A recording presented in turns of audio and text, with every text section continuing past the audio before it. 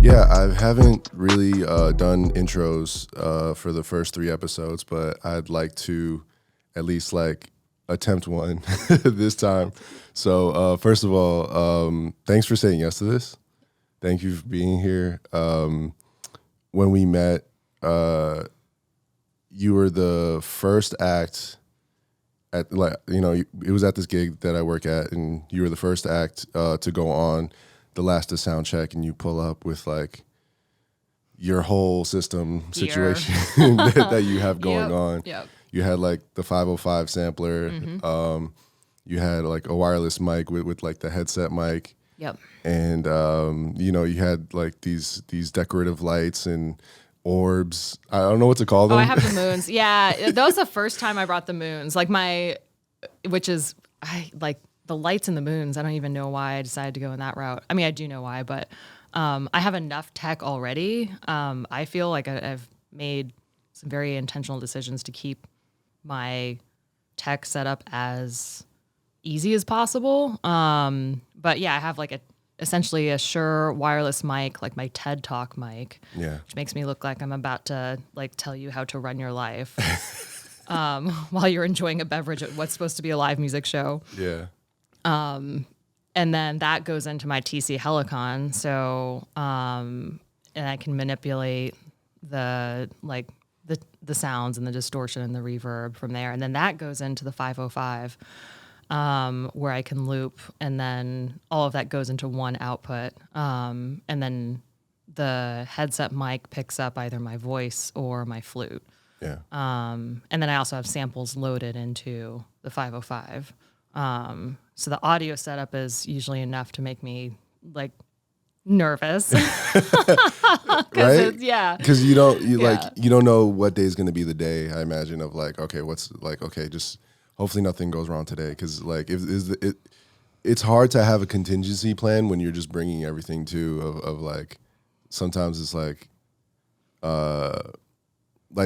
for example, like I have the Akai Force, and I do like live, production and stuff with the Akai Force.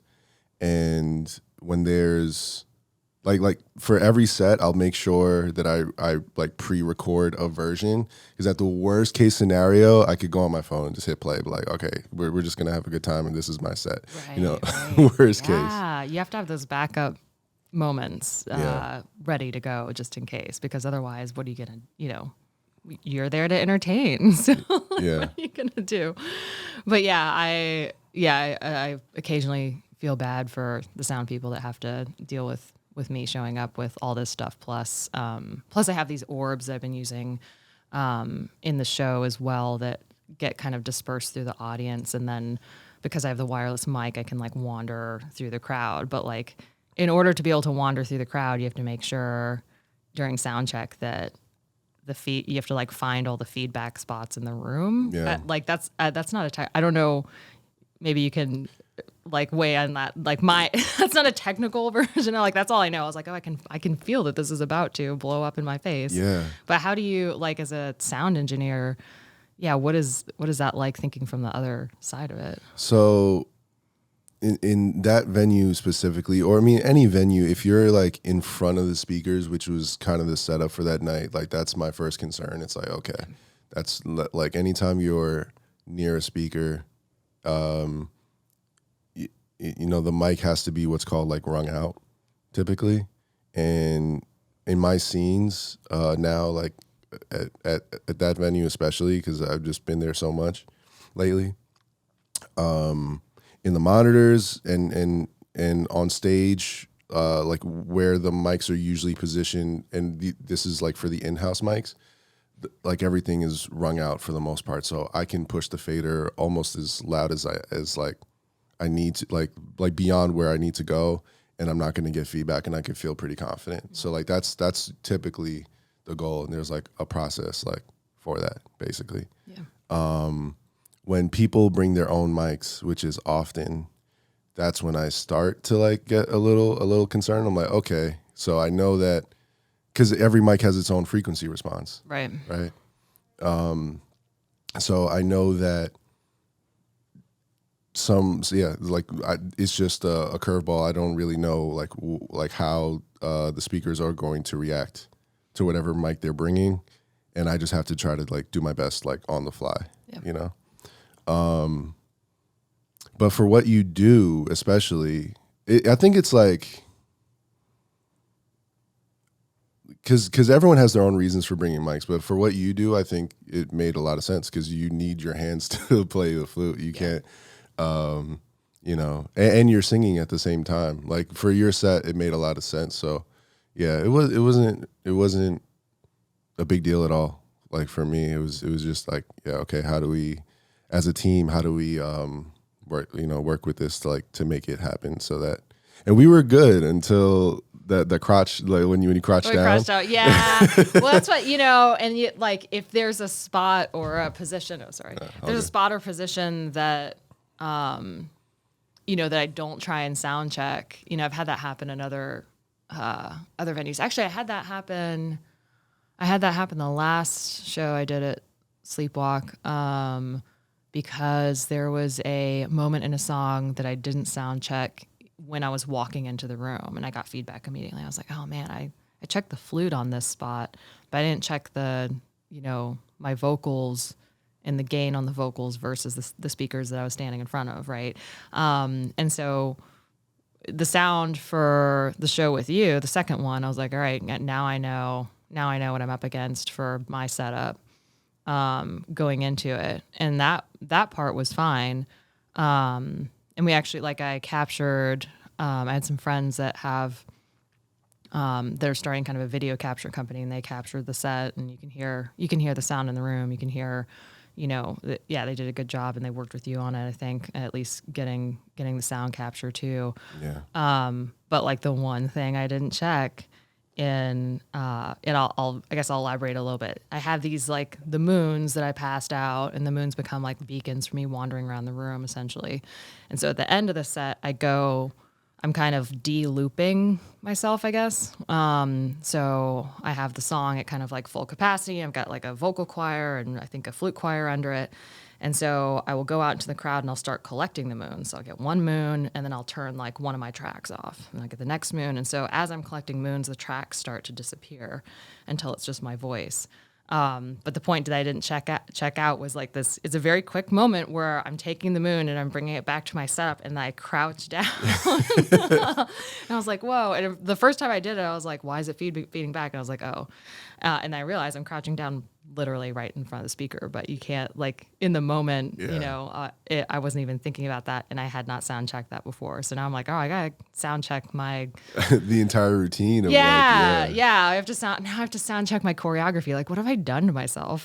Yeah. Like, why who created this complexity? Yeah. There's also ways to potentially like play with like the mic sensitivity settings that could also potentially help with feedback on your wireless like receiver. That would be something I would explore for next time. Yeah.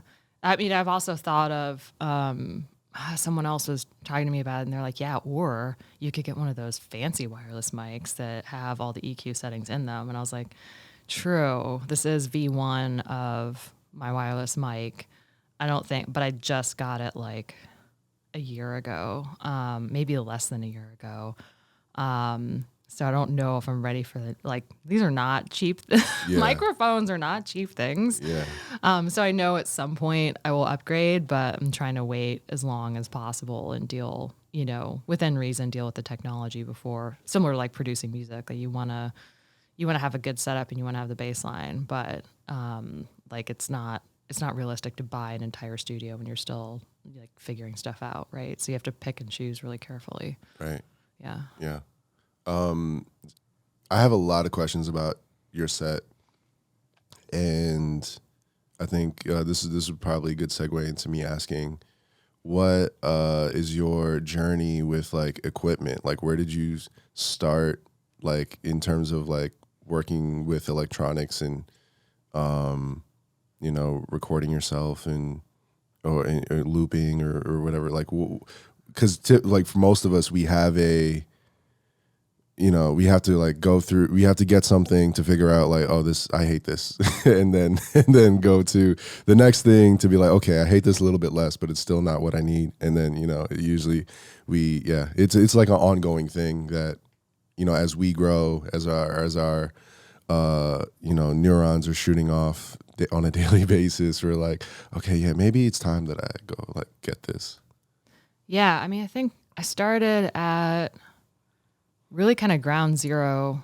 So some of this is very like relatively, or is very new to me. I'm trying to think of my relationship with like hardware and software technology probably like 3 years ago didn't exist at all.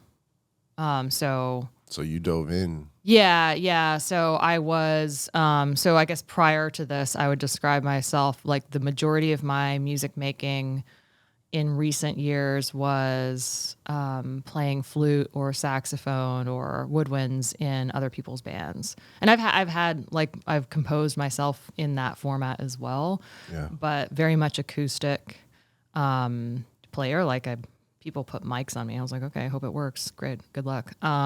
Or like spent some time in the studio recording. But when you're recording in the studio as a horn player, or at least for me, I walk in, I do my part, I walk out, everybody else does whatever their magic is. And I, didn't have much involvement in that. And so, the looper, the Boss 505 was the first thing that I got.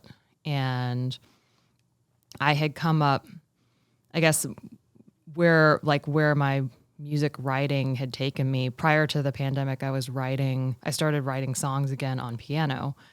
And I always I had like little pieces that I was recording on flute or on saxophone kind of constantly, but it didn't have much direction. So I started writing songs on piano, and then, kind of putting flute lines on piano or vice versa, and realized that I just couldn't get everything that was in my head expressed through like just the one line instrument. And so then I was like, oh man, I guess I'm gonna have to learn to sing.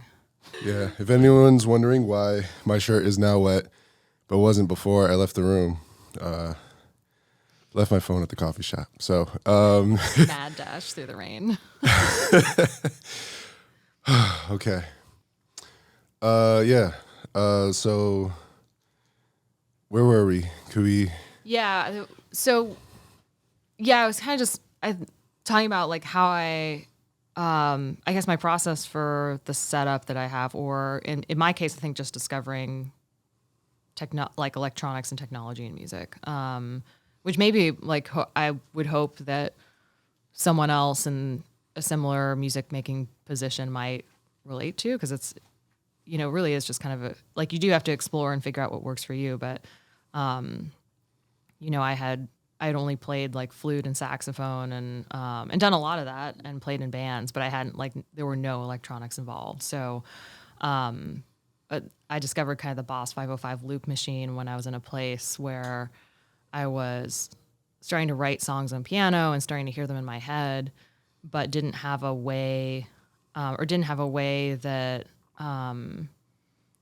it wasn't like I wanted to form a band. I just wanted my songs to come together. So I needed a way of layering my flute over piano over my voice by myself. And so, but I guess you knew that you would want to take it to the stage, like as opposed to like getting a DAW versus. No, not at that time. I don't think. So what gravitated you to the looper versus getting a DAW? Yeah, I think it was just experimentation right off the bat, versus a DAW. Like I didn't, at the time, it was mostly about trying to hear the song, which you can do with a DAW like that, obviously, much more effectively than a loop machine actually. But at that time, I think it was just really about being able to create the song or create pieces of the song and put them together.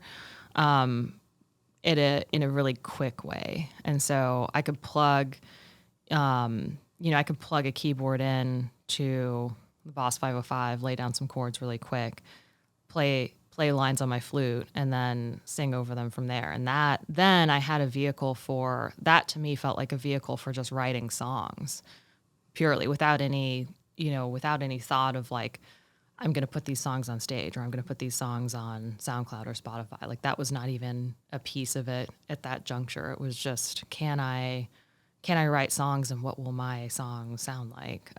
Or should I ditch all of this because it's lame? Which I don't think I felt at the time. But so it was just really like the Boss 505 came into the picture at a time where it was just really about kind of self-expression. And that was like the first piece.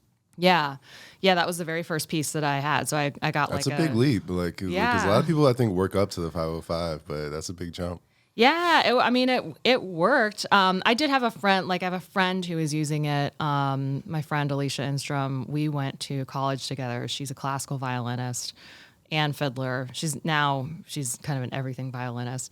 But she had been using one for many years. And so I was definitely inspired by seeing how she was using it with her violin and her voice and kind of a soundscapey classical sound. So I had a little bit of familiarity, and she had kind of shown me how she uses it. And so I think that was maybe a piece of why I felt a little bit more comfortable going that route versus anything else.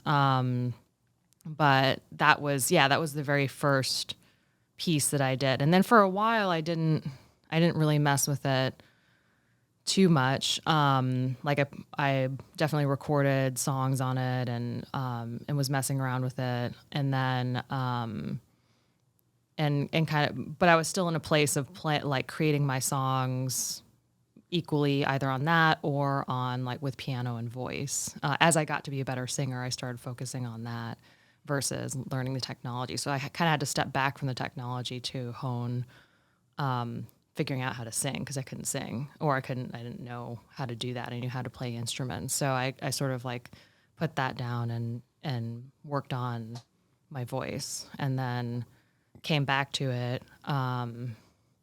Eventually then did pick up Ableton, because I knew I could start recording or start mirroring what I'd done on the Boss on Ableton.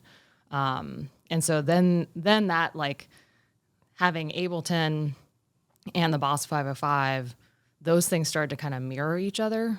And so that was kind of a really sweet spot that I got to, where I started to create songs and produce them in Ableton. And then I'm like, oh, actually, how would I do this live? I could do this live on the Boss. It's not going to be exactly the same, but I can take my percussion tracks or my sound effect tracks, put them on the Boss 505, and then play my flute and my voice over that and recreate my songs as a solo entity without having to have a band that mirror the ones that I then started to produce and release through that. So it's been a kind of that. It's weird how quickly your journey can start to incorporate all these different things. But so you didn't even start on the flute. You started with piano and vocals mainly, and then started building the flute into your sets? Yeah. Yeah, exactly. It was interesting because I had spent so much time trying to write the songs on piano and then sing them, and actually get to a place where I could use my voice on the set as well, but also had not sung in front of people. Despite having been on tons of stages with all kinds of every kind of, I think, genre I can think of on my acoustic instruments. I don't have stage fright per se. But but singing is singing is it's scary. Vulnerable. Yeah, it's a really so, personal, vulnerable. Do you sing?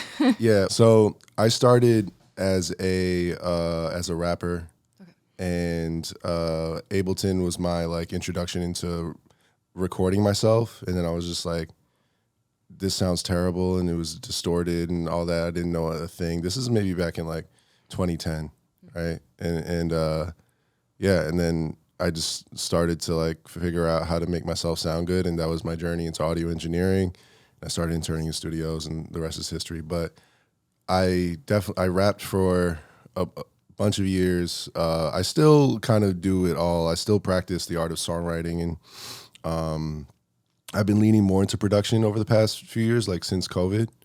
But I still like I've been doing like singing exercises. I'm trying to develop my voice, and it is something that is on my mind too, of like getting back to the stage and also trying to differentiate. Okay, like what are things that I create that feel like me, that represent me when I'm on the stage, and what are things that I create that are just like either meant to be sang by someone else, or that I don't necessarily see myself like singing on stage itself. Yeah, that makes sense. Yeah, it's such an interesting, it's an interesting journey. I think even I would imagine as a rapper, but as well as like a vocalist, like you're having to, and playing an instrument is like that too. It's just it's a different, it's a little bit different in terms of maybe the intimacy that people feel or that you feel in relation to like hearing your own voice on stage and having to, or on a recording and having to analyze that, which is annoying.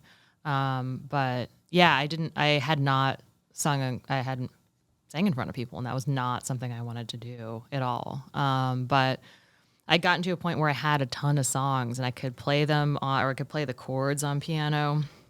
I'm not a good pianist.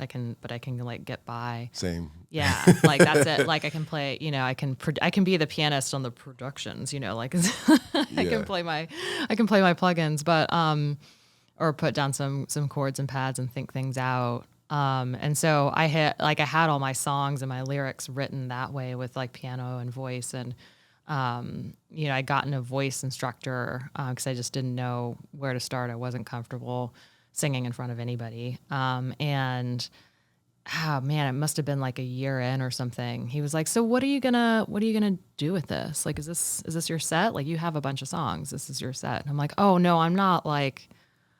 I don't intend to ever get in front of an audience and be like on the piano singing. Like the set, I was like, what you hear right now is not like, this is just a vehicle for the songs. It's not, I don't think I fit into that, or my songs, or I don't know how one comes up with these feelings. I was like, I'm not like you've seen my set. I'm not the cute girl that gets on stage and plays piano and has these like beautiful songs. It's not, and that's a great thing. And I love people that do that, and I will go pay to hear them do that. Yeah. That's just not me. I was like, that's not what this is going to be. I was like, there's going to be flute involved, and there's some electronics, and there's this, and I've already had some songs that are produced, and maybe there's sound effects and some percussion. I was like, it's something different than that. He's like, well, why are you doing this then? Like, I was like, you need to figure out how to do that with what you have here. And I'm like, yeah, you're right. He's like, yeah, so you should do that. So then I started, once he said that to me. Why do you think that didn't like come to you beforehand? Is it just like, do you think sometimes we need that person to tell us, like, because we don't see an example of that elsewhere, so we just kind of go with like what is like conventional initially? Yeah, I think, I'll be curious. Yeah, I might have to ask you that same question too. Like, I think we all have to be pushed a bit, because it's very easy, as an artist, or I guess maybe just as a person, I can roll it back a bit. It's very easy to be like, I'm not ready. Or I guess easy isn't the right word. Maybe natural is a better word for that.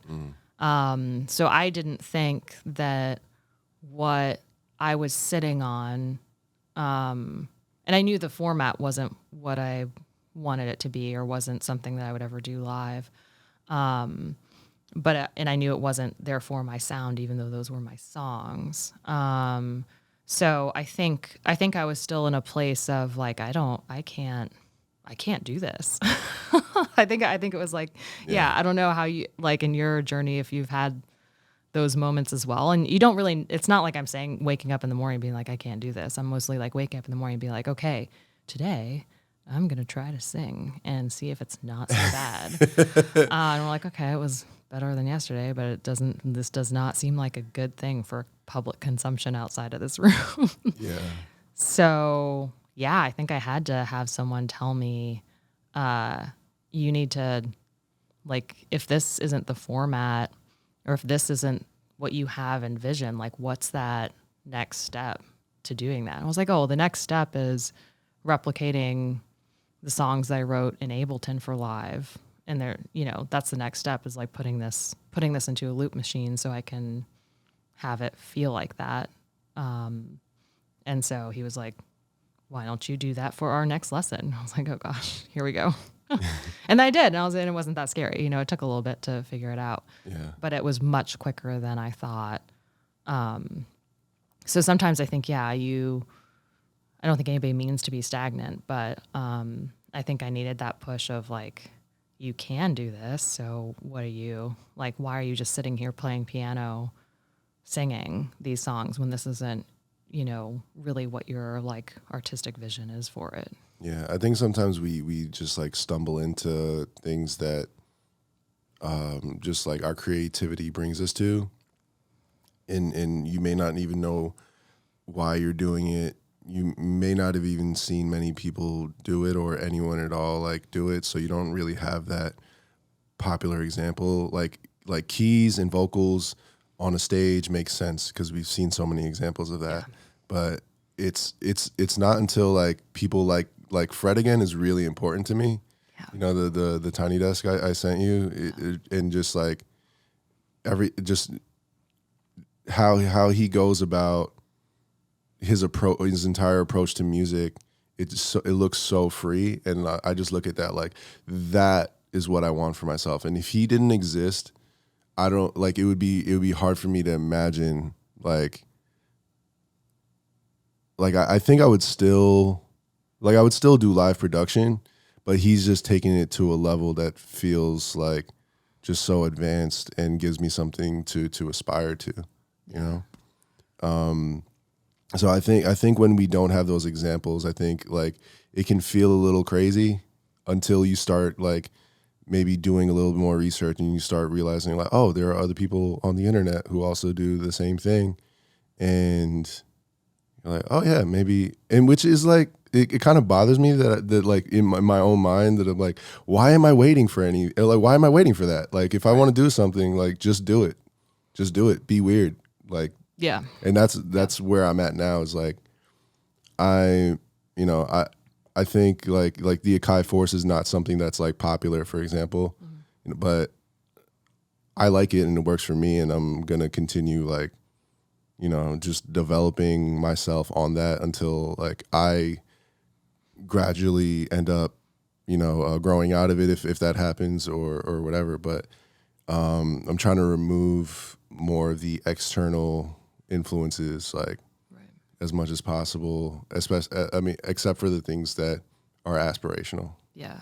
So do you think that you can see like that you have that line of sight to that next step, you know, in terms of like my line of sight was like, oh, this is what I'm going to do. I want to do this. And I was like, okay, well do that then, like do it now. You know, what's the equivalent for you right now? Like, as in like what is like just above the horizon of like, or beyond the horizon of what I'm currently doing? Yeah. Like what's your next like live show? It would probably be like using MIDI to trigger lights and visuals. Oh yeah. I'm into that. Super into that. Yeah. But it's also like Fred again is such an inspiration because he's like, wow, I didn't even think that, you know, and you just look at that just like, huh, you can totally do that. You can totally do that. It all communicates. But it's also how you do it, and I would want to do it in my own way. So I think it would be figuring out, okay, what's my style? Yeah. You know, Skrillex also had a really cool video where he was doing a DJ set, but the music was synced to the lights in the room. So it's just like going like dark. It's just like strobing and like kind of, but not quite strobing. It's just like it's synced to all the lights. So it's pretty chaotic in a really cool way. Yeah. No, I love that. The visual. I was talking with a friend, one of my friends, Amanda Mitchell. We met on a musical in Montana. I was playing saxophone and like flute in the pit, and she was running the lights. Like she's an electrician. And we literally met because they housed us together for the summer for this thing.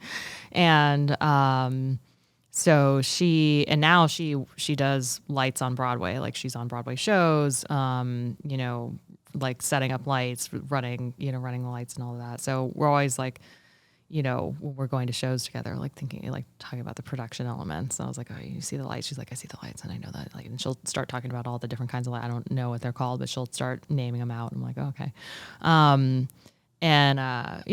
We went to some show at Mercury Lounge. This was like years ago, where they handed out those like, or just like the light sticks, and they change color and everything, and everybody has them. It's an interesting visual effect, but she was talking about, if you've ever seen, I can't like quote a specific show because I'm not cool enough that I've been there, but like she was talking about, particularly in like some of these South Korean pop artists, they'll give out kind of these lights to the crowd, and there's control over like the lighting setup, like not even necessarily MIDI control, but somebody's controlling like how the lights in the audience are working in conjunction with the music or the moments. And obviously like stage lights and amphitheater lights work like that too, but it's another level to have the lights being controlled by MIDI, or it's another level to have each person being an individual kind of light beacon within the room, and that having its own like autonomy as well. So it's interesting to see how that works, but that would be super cool. Like, visuals on the MIDI, I think, is another, I don't know what it takes to like figure all that stuff out, but I've done a little bit of research, but it, like you can send MIDI out of Ableton to, like, it can communicate with like, there's like MIDI to DMX like conversion boxes and software that goes along with that. Yeah. So it's DMX is like the protocol. I'm sure you're aware, but DMX is like the protocol. I don't know. This is beyond me. I don't know what these things are. DMX is basically the protocol for like the connections for running lights like from light to light, like in a chain, like to each other. So it looks exactly like an XLR connection. Oh, okay. It's like 3 holes or whatever. Yeah. But it's DMX. Nice. Yeah. Sweet. Not the rapper. Yeah. Rest in peace. So yeah, I'm curious about. Oh, so you were doing keys before flute, or like what were your first instruments? Oh no, yeah. I mean that goes way back. My parents made us take piano lessons as kids, but we weren't like I was like it was like kid piano lessons. So I knew how to, I say that now, but I at an early age learned how to read music and learn scales and stuff like that. What were your earliest memories of music? Like your relationship, your introduction to just music in general, not even necessarily creating it, and then like how did you get into? I guess the lessons were how you got into like creating a bit, or yeah. I mean, slowly. When you're a kid, you kind of just do it. So I mean, it really is sort of kudos to whatever the family environment is, or influences that you have that allow you access to it. I think, which is another area that I've definitely been passionate about in terms of people having access to, instruments or music education. But so my parents loved music. They are both likely tone deaf, pretty sure. As far as I can tell, Is anyone like, is that, I never looked into that. Is that a real thing? Like actual I don't know. tone deafness? I'm probably in trouble for saying that on multiple levels right now. What I mean by that is neither of them can match pitch to save their life, I think. You can't like. But they could develop into it if they wanted anybody, to. Anybody, yes. Okay. Well, questionable. Yeah. I think my mom probably could. I'm not sure if my dad could. But actually I do. I'll reverse that in the future in like a few minutes on this story in terms of describing them as tone deaf, because I do think that how we hear music and how we listen to it and how we can develop our ears, it's such a personal process, and I've seen them develop their ears in a very interesting way. Not being musicians. Like I absolutely do not think you have to be playing a music or be able to sing, or what I'm describing them as tone deaf. Like they definitely hear fidelity, and they hear they hear things on a deeply personal level. And so how you hear or how you listen or how you, I think they're, even as musicians hear differently in terms of whether you have perfect pitch or what you're listening for or if you don't. So yes, I had piano lessons, but they always had music playing in the house. So, and a lot of they're from the South. So there was a lot of country music. My mom had a lot of anything from Dixie Chicks to, just all kinds of things. And then my dad would have oldies, or the blues, blues kind of stuff playing, or a lot of folk. They were interested in folk music, I think, a lot. And so, and they had this is going to be a little bit vintage, and it may be niche. I think it's a Midwestern thing, maybe a Southern thing, but they always had, there's this, Garrison Keillor had this Prairie Home Companion show every Saturday as a radio show. It was a variety radio show for those that don't know it. If you don't know it, Google it, you'll find some of the episodes. There's it's old school is maybe how I would describe. I don't know how else to describe it, but there were musical acts on that show. And my parents had Johnny Carson or yeah, but radio. Yeah, kind of like Johnny Carson for radio. So there was there'd be a monologue, there'd be a monologue, Garrison Keillor would do this monologue at the beginning, which was a fanciful monologue about a fictional city in the Midwest. Yeah.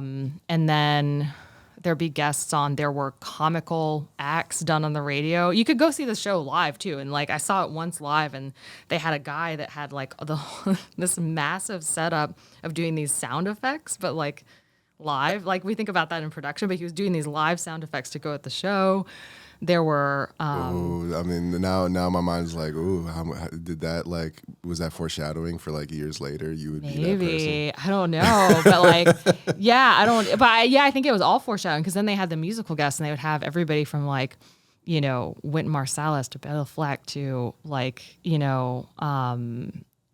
just a ton of different stuff, all to Yo-Yo Ma, to up and coming people that we haven't even heard of, but definitely a lot of country and folk. And my parents had that show on every single week in our household. Wow. It was a moment, they didn't miss that show. And this was local radio, I'm assuming. No, it was national. Oh, it was national. Yeah, even at that time it was national, because now I'll meet people that also grew up with that, and they're did you used to listen to Prairie Home Companion? I was yes, we every Saturday. It was Saturday night. It was Saturday. What was the name of the show? Prairie Home Companion. Prairie Home Companion. Yeah, okay. This is, and I don't think people in New York would be I don't know. It's so far outside the listenership. My experience. Yeah, the listenership was probably, and keep in mind my parents were Southern, so it's definitely a Midwestern thing and a Southern thing. When we moved to Seattle, I don't think my Seattle friends had Prairie Home Companion happening in their home.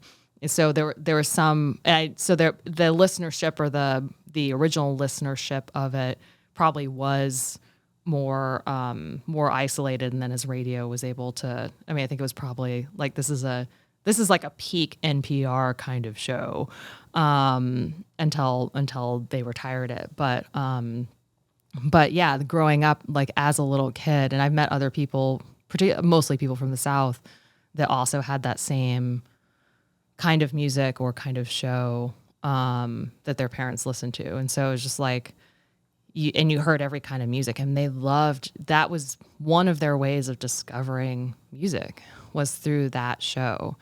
Because it also, I think, appealed to the folksiness or maybe the culture in which they grew up. I would love to see if somebody could do a study on this. So, because they grew up where? They grew up in Tennessee, in Nashville, Tennessee. So it had if you big music history. Yeah. And so there was so it was a little bit wrapped up in, I think, in some of that community as well. But probably even a little bit broader at the time. So go Google one of those shows. It'll kind of blow your mind, but I have to cite it because that was a moment every week where we would hear music, and my parents heard, I think that was one of the places where they heard folk music or discovered music. or discovered new artists that they were going to listen to or buy at the time, like buy CDs of, right? Mm-hmm. And so that just, as a kid in your household, that just like trickles down to you pretty naturally. So that was like, I would say that was the sounds that were coming into the household that I lived in very much were defined by that, like that, the genres that were on that show that my parents already liked and listened to. Which you would say is blues, folk, country. Yeah, heavily country, folk, blues, some classical. Yeah, some like obviously like the popular stuff of their time as well. But yeah, usually like I would say certainly with like a country or a vintage spin. Like I'm trying to think of the rest of their musical taste and how that it has changed over time, but that was the majority of it from where from what I could tell that they listened to. And how old were you around this? Oh, since I was little, like as far back as I can remember, I would have been, that they were listening to the show. And then as far forward as the show went. So that continued. But the one thing that changed was that my brother and I, we had, my mom made us play piano because she loved music but couldn't play. And so she made us both take piano lessons, and we both did not take to it and kind of hated it. And never got good. But she was like, okay, here's the deal. And then somewhere around like 5th grade or something, the schools start offering 4th or 5th grade. They're like, oh, there's orchestra and band that you can join. And she's like, the only way that you can stop playing piano is if you take up another instrument of your choice. So there's no option in terms of having lessons or playing music, which like. How do you feel about that? Because I think like in hindsight, it's probably different, right? Like you maybe see like how they're trying to shape you. Yeah. At the time, you're just like, oh, why are you forcing me to do this? Yeah. I would imagine. But, I mean, there's so many benefits to just like learning an instrument just even statistically, you're more likely to excel in school and think, you develop creative thinking and Yeah, I mean, I think, looking back on it, I'm so grateful, and I wish that every kid could have music lessons. Yeah. At the time, I'm like, okay, it's another thing. I wish that for my younger self as well. Yeah, it's just like, and we don't, like as a society, we think that that's an extracurricular. And that's, that's not how music has come to be. Music has been the central force of our social engagement since like, we figured out how to make fire, or communicate. Yeah. And that's reflected in our, the fact that we now carry it around on our phones, right? Like, and how we value it on a daily basis, or how much we spend, or how much we prepare to figure out how to spend X amount of money on Taylor Swift tickets, right? Like, this is important to us culturally. Yeah. So, and not because, so I really believe in music education and music making for just people, not necessarily as a goal towards being on a stage or becoming a performer or any of that. Despite like I went to music school or ended up doing that, but that I think music school has value in terms of just teaching us how to relate to each other and how to see each other as humans. Yeah. So I'm super grateful that my mom was very dogged about that. Despite that she couldn't play music. She was just like music for music's sake kind of is, and obviously some passion in her about it. But then she ended up with, I took up the flute and my brother took up saxophone. So she ended up with 2 musicians like right off the bat, basically. And then because my brother took up saxophone, he got into the jazz band in school and started playing, at the time, like similar now. I mean, now you have to like, you can hear music anywhere. You can go on YouTube and figure it out. But when he started playing jazz, and I think for all music, you really have to study the language of that music. And so we would go to like Barnes and Noble and like go find John Coltrane. It was like the first step to learning jazz is go get some, like, you got to get your jazz record collection up. So we would we'd ask for CDs for Christmas, and we would, if we had any spending money, we would go buy CDs, or, our teachers were telling us to go buy these. So he brought jazz into the house, and my parents had never heard Duke Ellington, I don't think, or maybe they had in passing, but that wasn't like in their shuffle. Yeah. So all of a sudden, like Duke Ellington and Charlie Parker and John Coltrane and Miles Davis and Ella Fitzgerald are in the house, and because their kids are playing. Ella.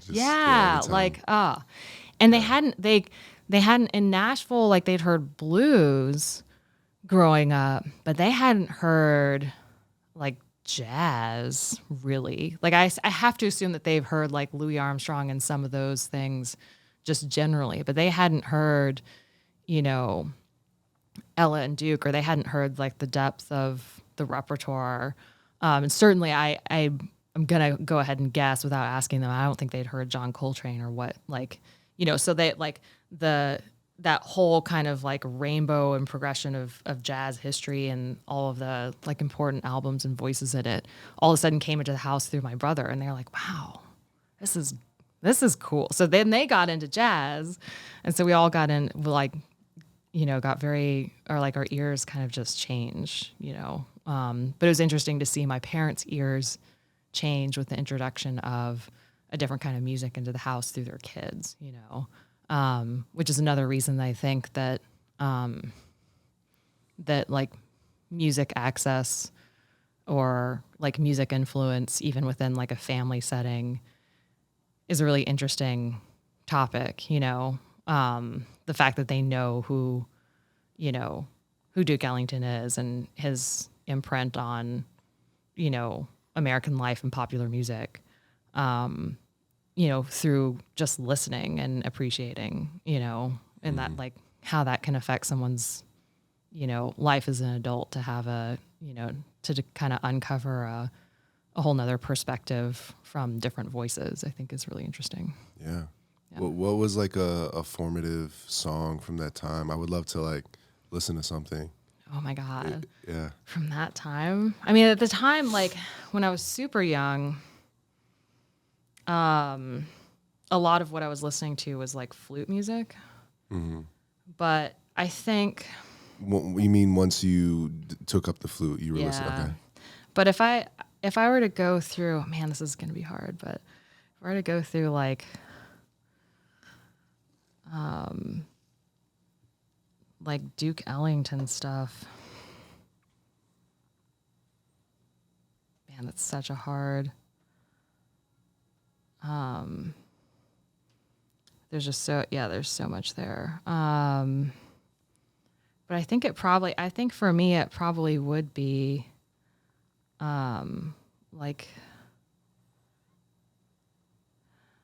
Duke Ellington's one of the songs, but this is maybe a good one to play if people haven't heard it before. Such Sweet Thunder, I think, is one that I still have like a lot of sentimentality around from like high school. So there's one that says the expanded edition, and then one that says Cleo in parentheses next to the title. You could probably do expanded edition. That's probably okay. Those will be similar, I think. Yeah, let me get this fade in so it doesn't, blow our ears out.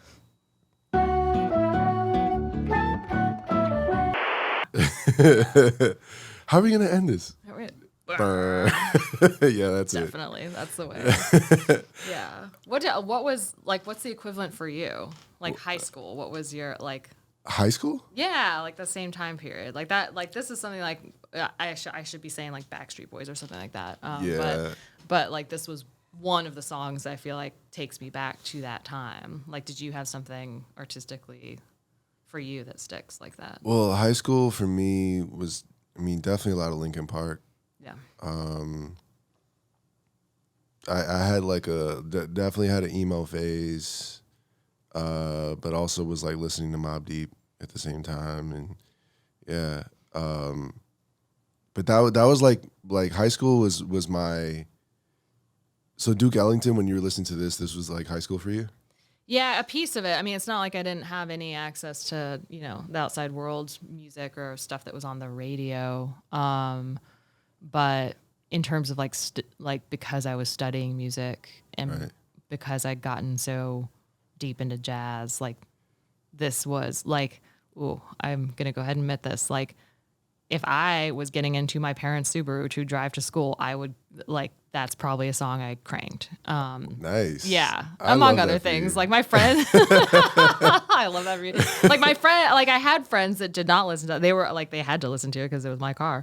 And I had friends that like, we were all in a jazz band. So we would all crank it together.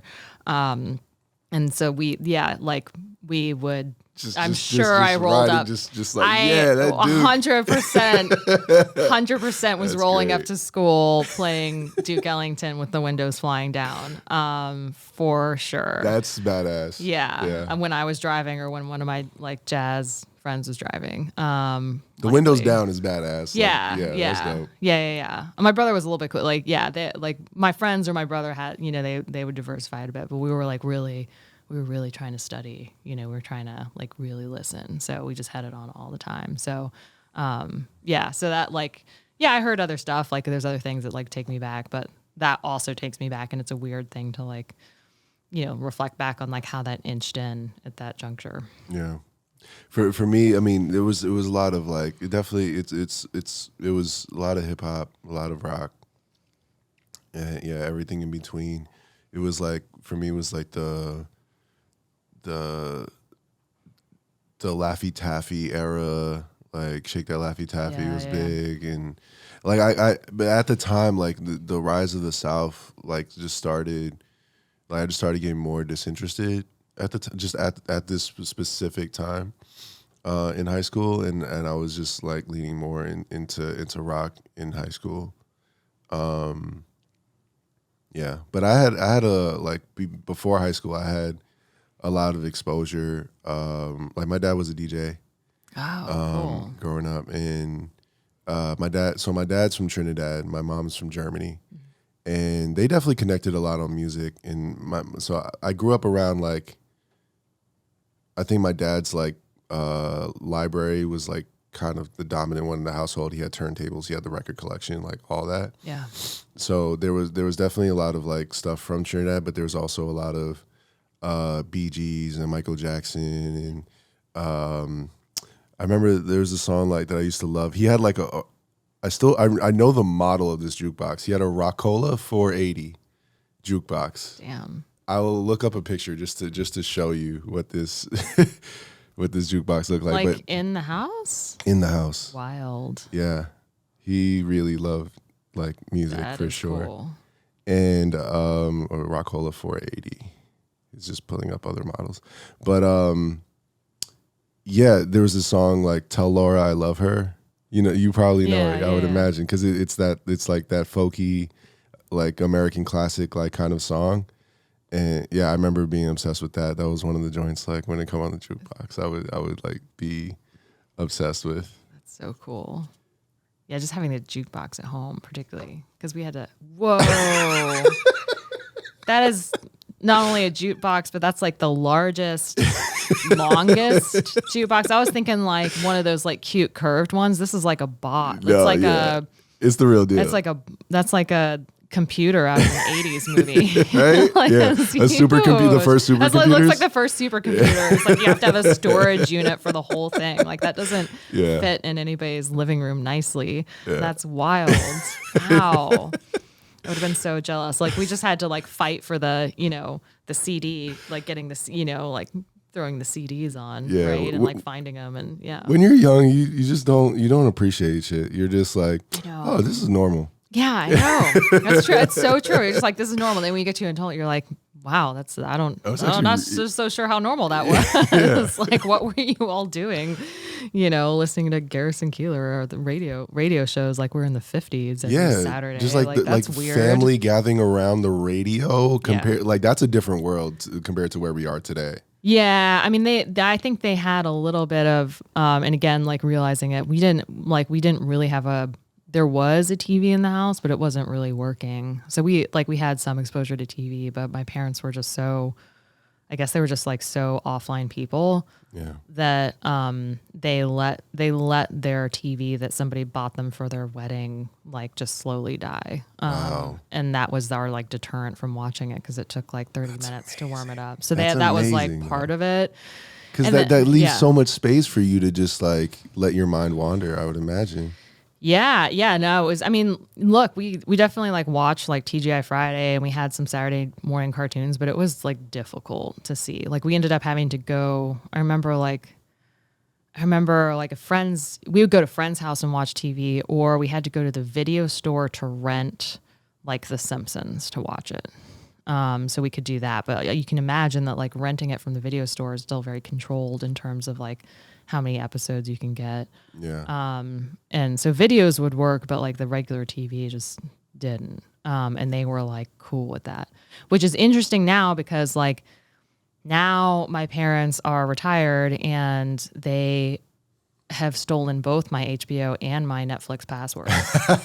And so I was like, wait a second. I was like, hold on. Let me remind you. You didn't allow us TV growing up, and now you want my HBO password. Like, I'm not sure how this is working. Yeah, They're like, oh, we really want to watch Succession. I was like, okay, well, I really wanted to watch all the things, like including The Simpsons. And how about you get no password now? Yeah, and you know, I was like, I was like, let's roll this back about 30 years and have a conversation. I hold grudges, okay? Yeah, exactly. I was like, yeah, it would have been really great to watch the X-Files when I was 13. So I'm not really sure if I care that you see this third season of Succession now, thinking about that. Right? Yeah. Yeah, it's funny. So coming back to the flute, so you take on the flute. Why did you gravitate towards the flute? Like what pushed you in that direction? I didn't. It's so arbitrary a little bit as a kid. I guess there were two things. There's one, I saw a piccolo. And so we were taking my brother to his saxophone lesson. I saw a piccolo in the like glass case at the music store. And have you seen a piccolo up close? Like, I should have brought it. I have one. I'm sure I've seen it. I've seen pictures of every woodwind instrument at least to know that, okay, if I have to record that one day, like, right. No, it's but I've never recorded a piccolo yet. Yeah, I mean, I don't recommend it, but I don't recommend it. It's real shrill. But it's so cute. It's so pretty. It's like one of the prettiest instruments. The box is like tiny and you open it and it's like, it looks like a piece of jewelry. It has these, I can't remember the first one I saw, but it's like this tiny body and then these little like silver keys on it. And I was like, that looks cool and convenient. Like, let's do that. Yeah. And then the teachers are like, you can't start on that. Which is a good thing that you like piccolo is just, you can damage people's ears with that instrument. So it's really good that you do not let kids play it. Oh, wow. I did end up playing it pretty quickly in like the middle school band, and most flute players can play piccolo. But it's a very different monster. So they're like, you have to start on flute if you want to play that instrument. So I started on flute, but I wasn't super enthusiastic about it until I saw a girl in my class who was a little bit older, and this was a little bit further into my journey, but I saw her play at some, like a talent show or something. I saw her play flute, and her sound on the flute was the most incredible thing I've ever heard, particularly at the time. And I was like, wow, I want to play that song. I want to sound like that. And that was the moment where I think my mom was like, okay, we'll get you flute lessons. Like we'll do this. And so I was signed up with a flute teacher in Seattle, Bonnie Blanchard, who was this same person's flute teacher. And she had, she was very particular about, she was very passionate and particular about which students she took. And then also, had a very specific kind of sound that she wanted all of her flute students to, or demanded of her flute students. Wanted, like, she knew how to get a like really big sound out of all of her students, and her like technique and teaching, like how she taught you to have that sound. She had a process for it, and her just all of her students had this very different. It's kind of like a like maybe a bold or bright, certainly a flexible sound, but like in the flute world, like right now back then one of the people that had that sound was James Galway. It's just this like reverberous, beautiful golden flute kind of sound. So if you listen to flute recordings and you like a good way to hear that if you're not a flautist or flutist, and yes, it's both. It's both or either. Is to like throw on Spotify, listen to James Galway, and then like listen to like any other flute player, and like you'll hear it. You'll hear the sound. You'll hear how different that sound is. It's like luscious. And so that's that. Bonnie had that sound, and she instilled it in all of her students. It was like a very specific thing. And I didn't really know that's what I was like getting into. I just had heard that sound and was inspired by it. And so then I was into it. Then I was like, okay, flute's going to be the thing. And then it got kind of competitive. Like I started doing flute competitions and like playing classical flute very seriously and orchestras and stuff like that. And so that became like the anchor. I was playing saxophone at the same time.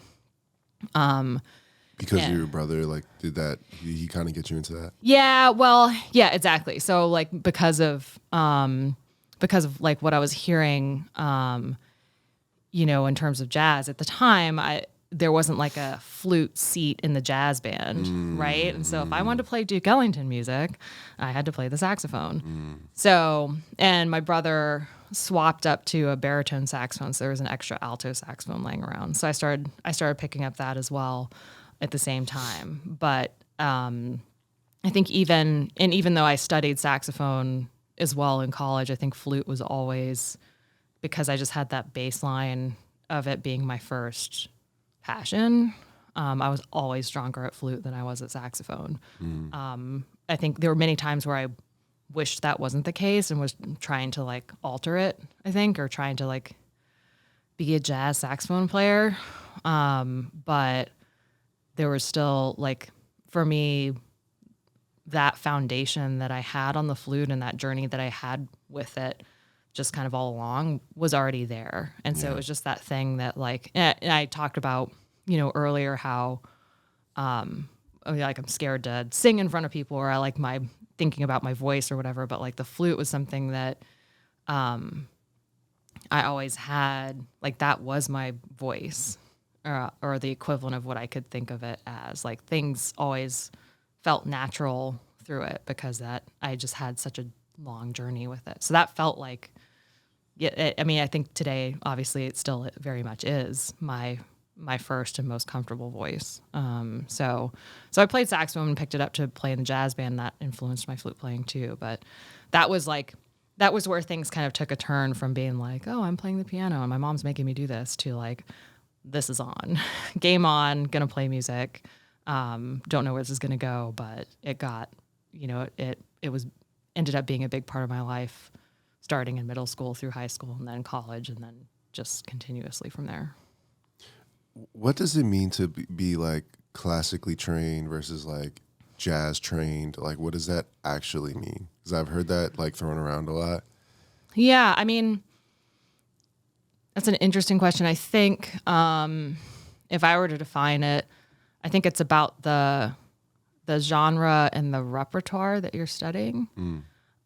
So someone who is classically trained, you are, and these are both musics that have history in terms of composers and performers and pieces. And so when I say repertoire, I'm talking about like, Beethoven's Fifth. I'm talking about the symphonies, or about all the myriad of things that are composed by people both, dead or alive, that have been in that genre. But for classical training on flute, or I guess on any instrument, because there's also classical saxophone too, you are studying music that's been written in that genre. and looking towards a mastery of that. And at what point can you say like I am classically trained? Is it like a degree involved, or is it like I was in an orchestra for a year? Like, yeah, I mean, that's interesting. I think you could be, and I imagine there are a lot of people that like in the classical music world, I imagine that,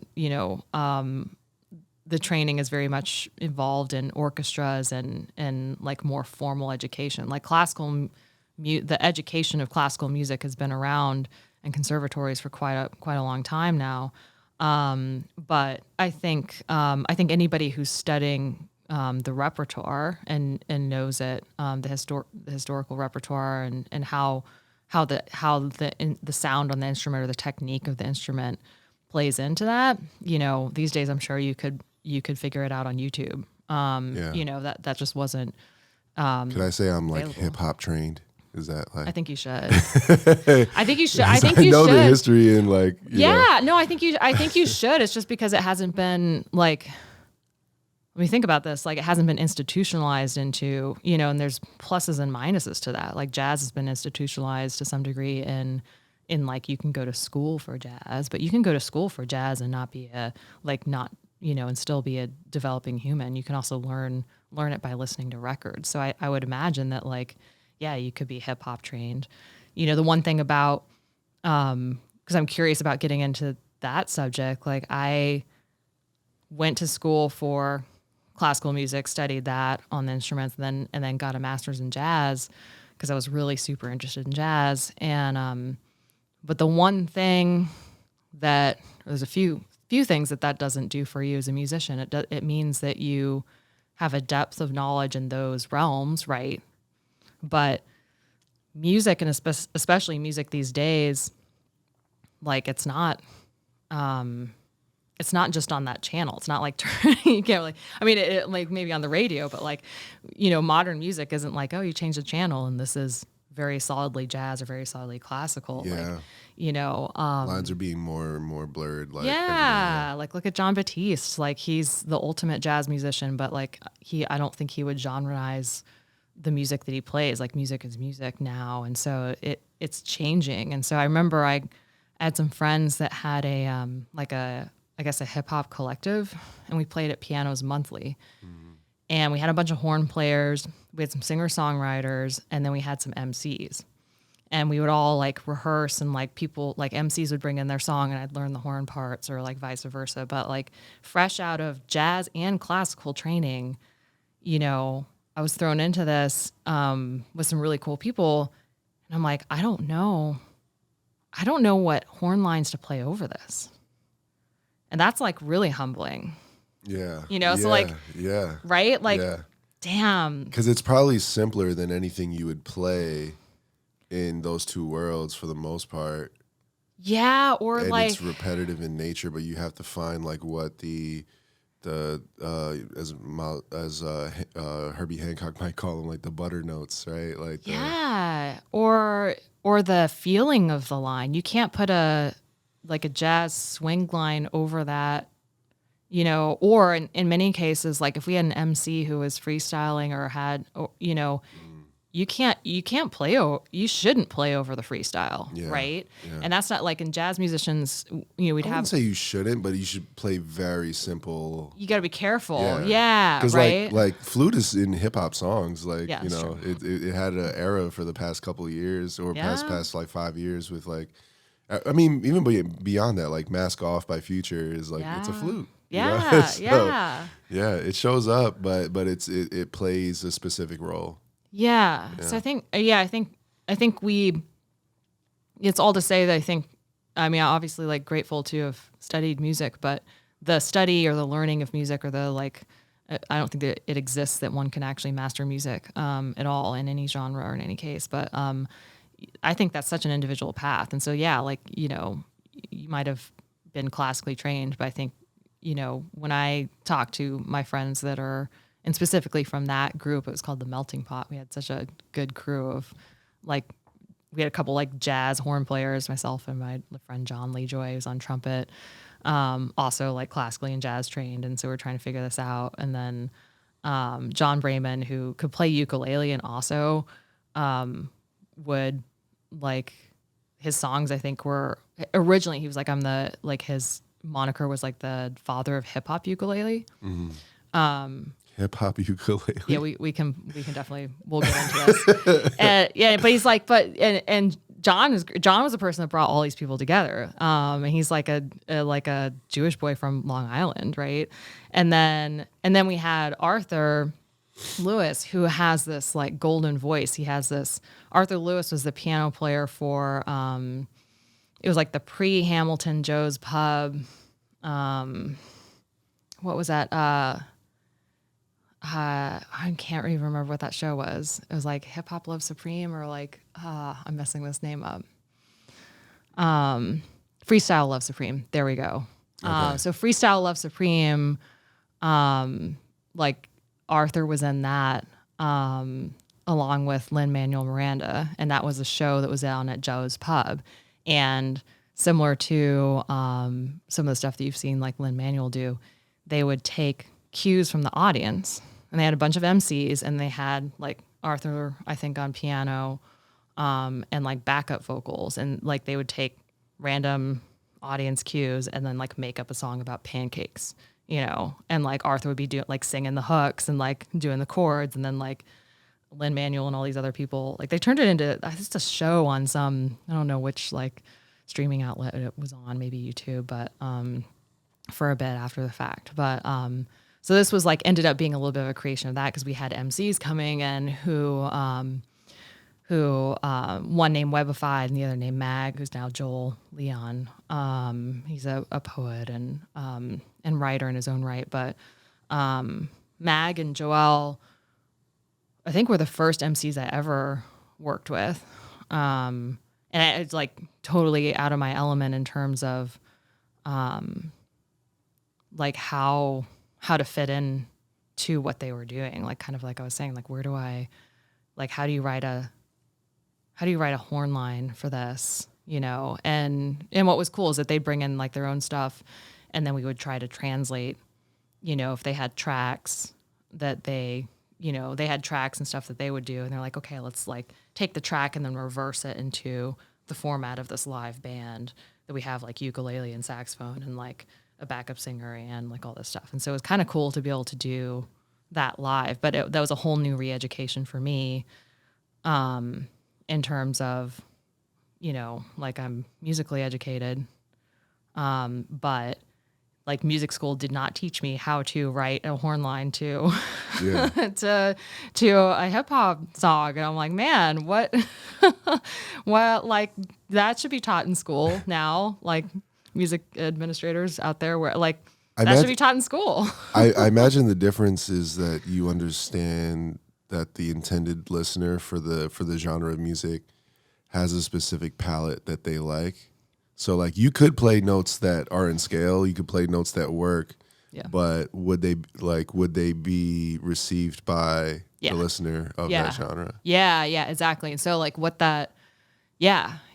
what that takes is then you have to go back, you have to start listening to recordings, right? To figure out how that, and people would bring in recordings, but like I was like, all right, well, what does a Biggie Smalls track sound like? It's not like I hadn't heard Biggie before, but like had I listened to all the elements of what else was going on in those tracks, and like how would that sound, or could that translate to flute on stage? Or could something like sound like that? And so like this makes me think of like I saw this clip about like Wyclef was saying how, the song Maria Maria, Santana's like guitar line comes from Wu-Tang. They took like Wu-Tang Clan Ain't Nothing to Fuck With. Yeah. They took the ooh, and then that became da da da da da da da da. Yeah. That's crazy. Yeah. Yeah. Or sometimes it's that simple. Yeah. Yeah. Yeah. But yeah, I don't know. He like plays it on guitar. It's just like an incredible. I'm like, wow, I can't believe.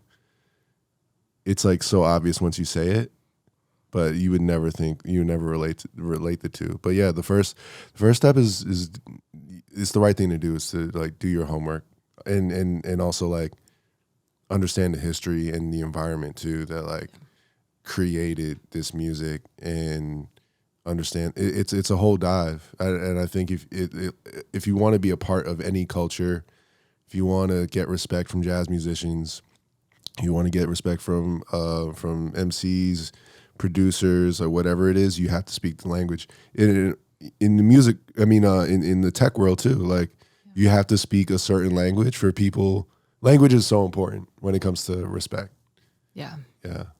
Like you have to use specific words or like know specific things, and then they'll be like, okay, you can hang. You can chill in the clubhouse. Yeah. You have to be curious enough to sort that out. And humble enough. Yeah. And I like even today, like I can't, despite that I had that experience, and that band that played for quite a while, like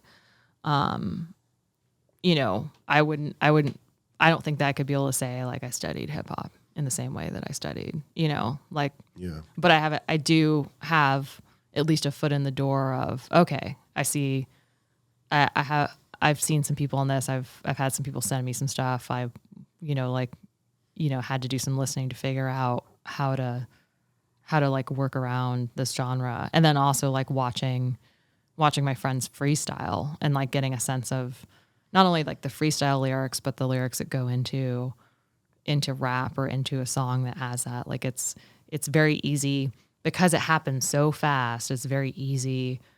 I think it's been very easy for some people to be kind of dismissive of it as just like rap music. Yeah. Like, and that's a pet peeve of mine because I think it's, and I'm sure more so for others that are more deeply engaged in it, because when you start really like, if you act like listening to the lyrics or reading them, if that's what you need to do, all of a sudden you're like, whoa, this is poetry. That is crazy. And it's crazy to see how people can do that. And then also the freestyle bit of it reminded me of jazz musicians and how they improvise or how they learn to improvise. Like if you see a freestyle, you see someone who's really good at freestyle, but you also see them trying out new freestyles or new material. And how that process goes is very much how jazz instrumentalists learn to improvise over chords as well. And I can improvise over chords. I improvise a lot in my own music, but there's no way I could ever freestyle without like a lot of study. Yeah. Like that's not, so there's like the brain's working in there, but there's it's an instrument in itself. I don't know. How do you think about it when you're like, how do you think about it when you've rapped or freestyled or? Yeah. Like freestyling I wouldn't say was ever my forte, but it's something I would do. And I think it was something that I felt like, especially early on, like I had to do. I think like Drake on the BlackBerry was like a major moment in hip hop because it was just like, oh, there goes this artist who's becoming one of the biggest artists in the world who is just unapologetically be like, yeah, I don't freestyle. I'm just rapping off my phone.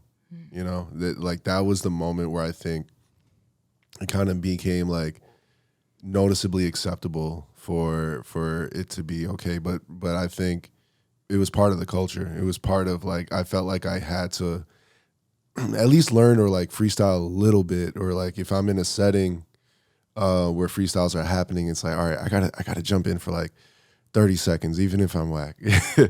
But I've never had like the confidence to like, I'm so critical. I'm so like like I just get inside my own head and it's almost like, when I start like connecting words and it's like, oh, it's happening. And that's the moment you lose it. You can't, you just gotta like, be present, be in the moment and all that.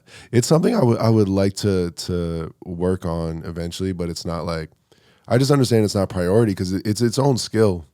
Yeah. And I think I've always looked at it like freestyling, they're like most rappers who are amazing at freestyling are not great songwriters.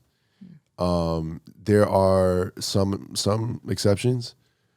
Like, Jay-Z, Eminem and stuff. But I mean, it's even questionable if Eminem's a good songwriter at this point, to be honest. I'm just being like keeping it 100. Eminem's one of my favorite of all time, like period. Like he's been so influential on me. But yeah, just in terms of like crafting a song that's like really relatable and like beautiful, and like I'm more concerned with that, and that process to me is like revisionary.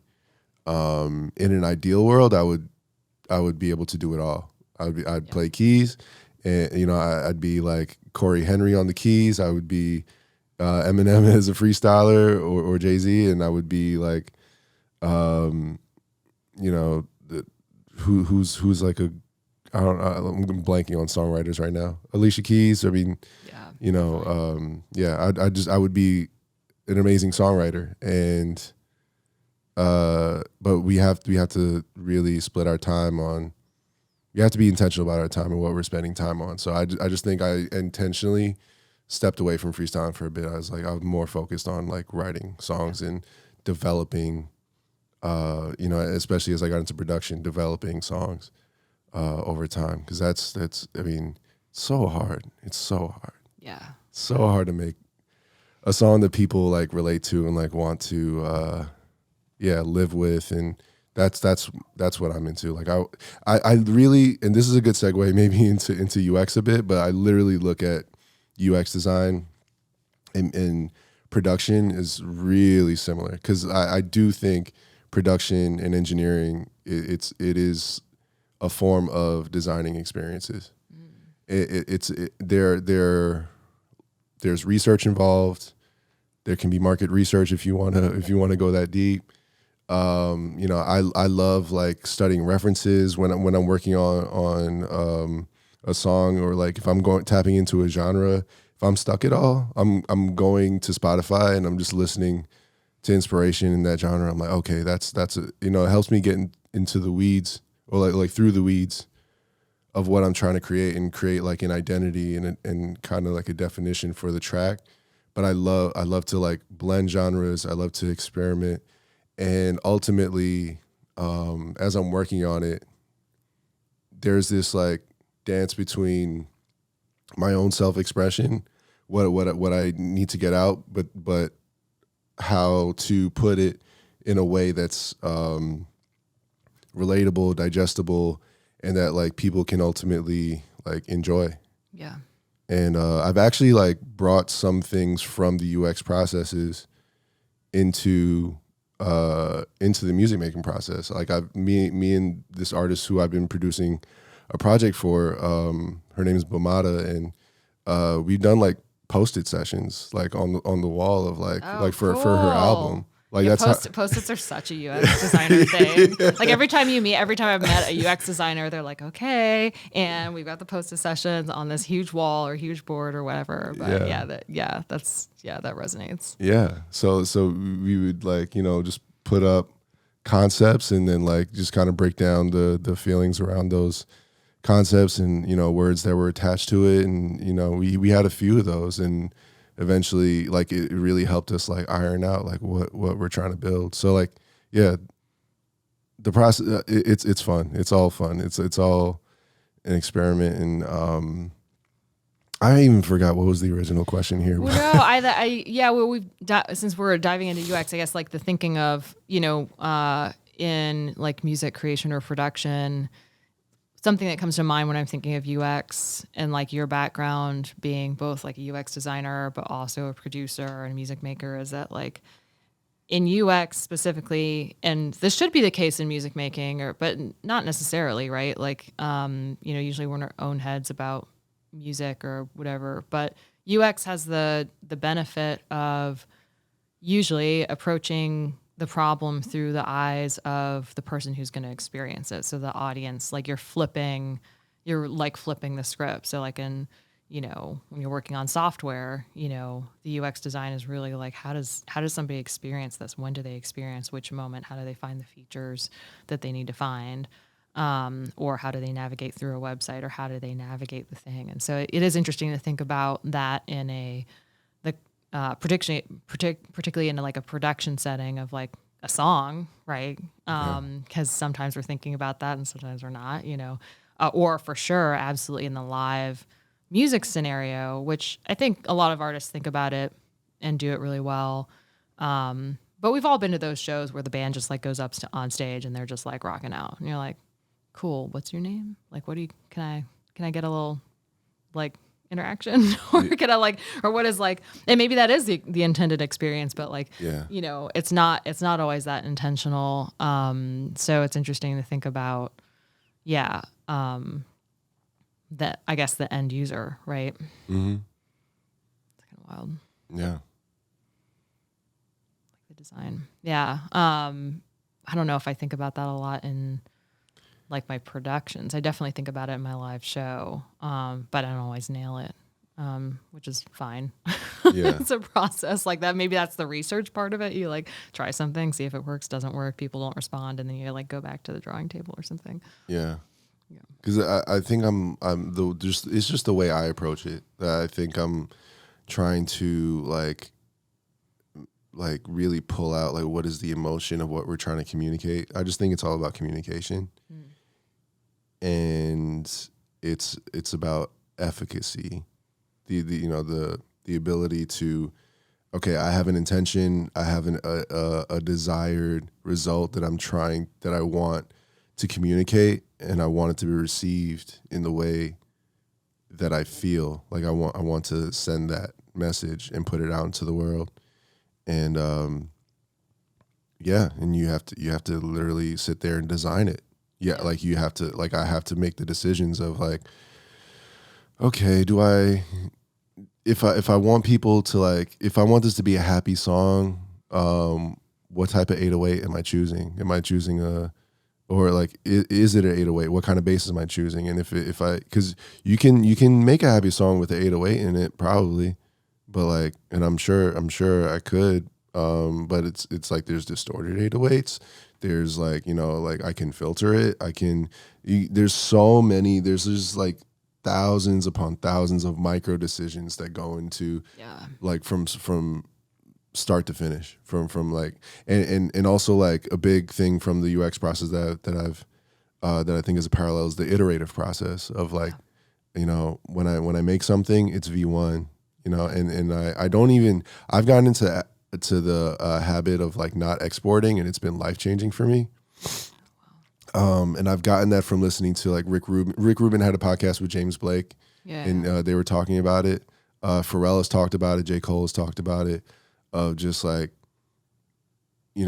having your office hours and just like, don't export. You come back with fresh ears. You're not over listening, and if whatever is like, if it's good enough, you're going to, when you come back next time, the good ideas are going to be apparent to you, and the things that maybe can be developed or muted or and start over, those, it's just a lot more clear. But if you are just like exporting every time and just listening on the way home and you're obsessing over it, that's when you get really inside your head.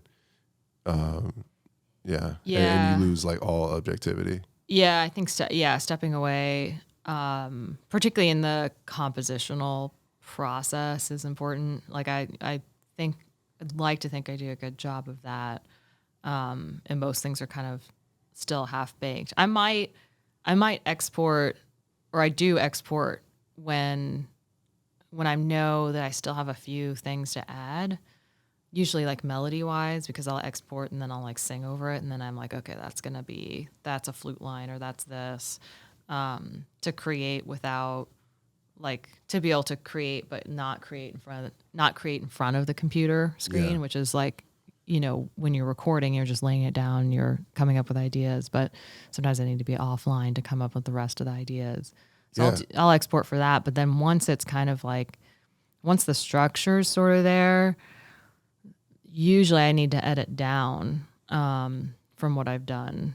And that's a little bit harder. But the objective, like stepping away for a couple days makes a huge difference, particularly before I like go back in and mix. Cause like the worst thing is like you go back in and you start like mixing and you're like, woof, I'm not sure if it's usually like I'll go back in mixing. I'm like, I don't like these vocals. Yeah. I don't like these. I should redo them. And then you're in a really bad place. You're just like, oh, I gotta like back to the drawing board.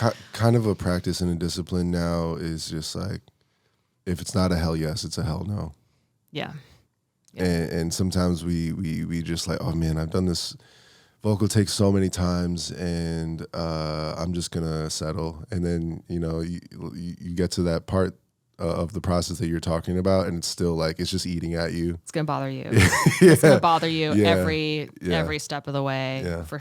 It will follow you. I scrapped a whole song somewhat recently. I was really close to it. I'd mixed it and everything, and there were some things that were just bothering me about it. And sometimes you just need to give it space. Sometimes you just like maybe it's scrapped for now. Maybe you never come back to it, but maybe you do. You know, maybe it's just like, okay, like sometimes we just need to step away and just be like, okay, I'm not in the mental space to keep working on this song because of, just how defeated we can potentially feel in the process. Yeah, that's true. Yeah. And then when those feelings go away, because they'll go away over time. Yeah. And then usually it's those moments where we embrace appreciation. Yeah. Of like, when you come back to it, like, oh, it's just a couple parts I could work on. Yeah. Yeah. True. Oh, yeah. You're like, oh, this is actually maybe more simple than I'm making it from being in the moment. But yeah, I think, it's weird how some of that works because I'm still very early in my journey of production. I've got 4 songs. I can't even remember. I think I've got like 4 songs out in the world, 3 or 4, that mostly released last year or within some proximity. But, and 3 of them are instrumental. 1 is vocal. And the vocals are harder. Like the vocals are much harder to edit and get out into the world. The instrumental ones, I now have a lot more confidence around. But even with those, like, I've, messed with the production process in terms of like how we're talking about it, where I have some that I created and I got to a place where I was creating them and I was like, okay, I feel like now feel like I didn't have that hell yes moment that you were kind of talking about, and so they're just there. And I think at the time that I did them, it was from a place of enthusiasm, but and in terms of their structure and the elements that I was adding to them, but it didn't really feel so much like my voice. And so I've released stuff since then. It wasn't like a pervasive writer's block, but the things that I've released since then, some of them came together really fast. And when they came together, I was like, oh, I like this part. Oh, and I like this part. Oh, and I like that. I like what I did for the ending. Which is, it doesn't really even matter at that juncture, what becomes of it, or, I guess like how it hits or what, but like the fact that it just felt so right within the direction that I was going and that I felt enthusiastic. And that I'm sure like 3 years from now, I might listen back to one of those songs and be like, whoa, what was she doing? Like, what was she thinking? This is, that moment could certainly happen, but it doesn't matter. That's fine. Like by then, who knows what I'll be doing. Yeah.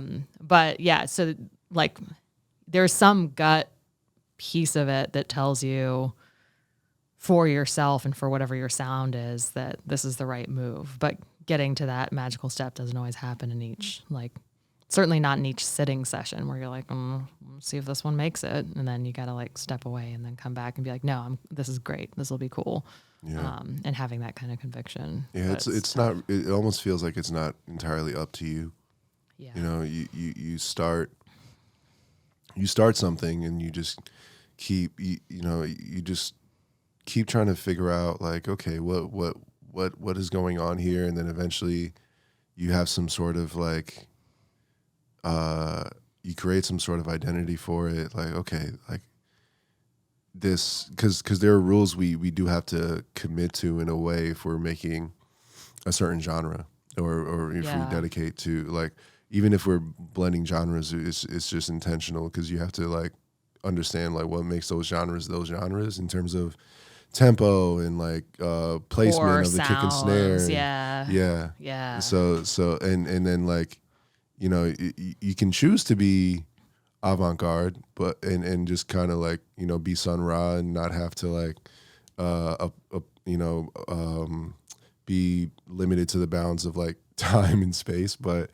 That's a choice, but that's not that's just not what I personally make. And so because of that, I know that there's like, okay, dance hall's at this tempo and trap is at this tempo, and this is what I would do. You know, like I like merging the two, and yeah, it's an exploratory, it's a fun journey that it just develops itself, and you don't really know often what the result, like what you're going for. Maybe like when you start, you then get a definition of it, of like what you're maybe trying to create, and you're like, okay, I now know what I'm trying to paint here, and then from then on, it's almost informing you. I feel of like, okay, you're having a conversation with it, with the work in itself of like, okay, the work itself doesn't like this sound, so right, that's true. Yeah. Well, so I mean, like I'm a, also like a plugin nerd, like working in the industry and stuff like that. So I'm curious, like for my process, a lot of it's freeform, and my music is coming from flute. So I have some sound grounding because I don't have to adhere to clients or genre at all. Yeah. So I can I have some space, but like for you in terms of like working with genres or also working with not, like how do you find sounds? Like what products do you use, or what, like, I know that's like maybe a basic question, but I'm always super curious. Like what are the products that make up your palette as a producer? Or what do you go to? Yeah. When you're stuck, or like what does that look like? So there's different tools for different things. I have my go-to plugins right now for bass. Yeah. So it was I love the Arturia V collection. Yeah. In general. The Mini V was my go-to for bass until Moog just released a plugin called Mariana. And I don't know if you've heard of it. I haven't like messed with a lot of bass, but okay. Moog is generally going to be sweet. Yeah, but it's like an official. Well, how official is questionable because there's like, Moog is now they were bought out by InMusic, and that's just like a whole thing. InMusic is like the monopoly of the entire music production industry. For the most part, not entirely, but it can feel that way. They have like Akai and Denon and just so many, or Denon. I never know how to pronounce that, but yeah, so many companies under that umbrella. And but they're for bass, that plugin is like for real. It's the most powerful plugin for bass that I've discovered, and it's ridiculous. Like in terms of how loud and pure the sound is for where it is on my meters, where it's like not even coming near like -9, and it's just like fidelity. Fat. Yeah. I'm like, okay, say less. you're getting used for bass, like period. Like that's my go-to. For percussion, I mean, I definitely sample packs. Yeah. I've collected a bunch over time, and I've also like, I just have too many sounds at this point, and if there was like one request that I would have of like the plugin gods to like, it'd be like to help me organize my sample library. It'd be to just like I want to throw shit in the trash. I want to just like get down to like my like what are my like go-to kicks and snares for genre, but it's such a task. I've started like a FL Studio, which is my main DAW for production, and then like I do everything else in Pro Tools in terms of like mixing, mastering. Yeah. They have like a tagging system now, but have so many sounds that it's just so daunting. Like when I go to the studio, I just want to create. Really, I mean, especially when you have like a limited amount of time, because I'm doing so many things. So when I'm in the studio, it really has to count, and I don't want to spend that time like This is like feeling like a user interview at this point. Scrolling, it is. Little do you know, it is. Hey, if it makes our space better, like please. It definitely is. But yeah, like when I go to the studio, I don't want to spend that time tagging and like just okay, that's and I would get insane about it. Like I created a lot of tags, and I bit off more than I could chew. I maybe made it through like 3 folders of mine, and I was like, okay, yeah, I just don't want to do this anymore. Right. Because there's so many. In order for it to be effective, I need it to be categorized by like okay, there's one shots, there's loops, there's hi-hats, there's open hi-hats, there's closed hi-hats. There's so many subcategories. And I think the closest plugin to do this, which I don't have, would be XO.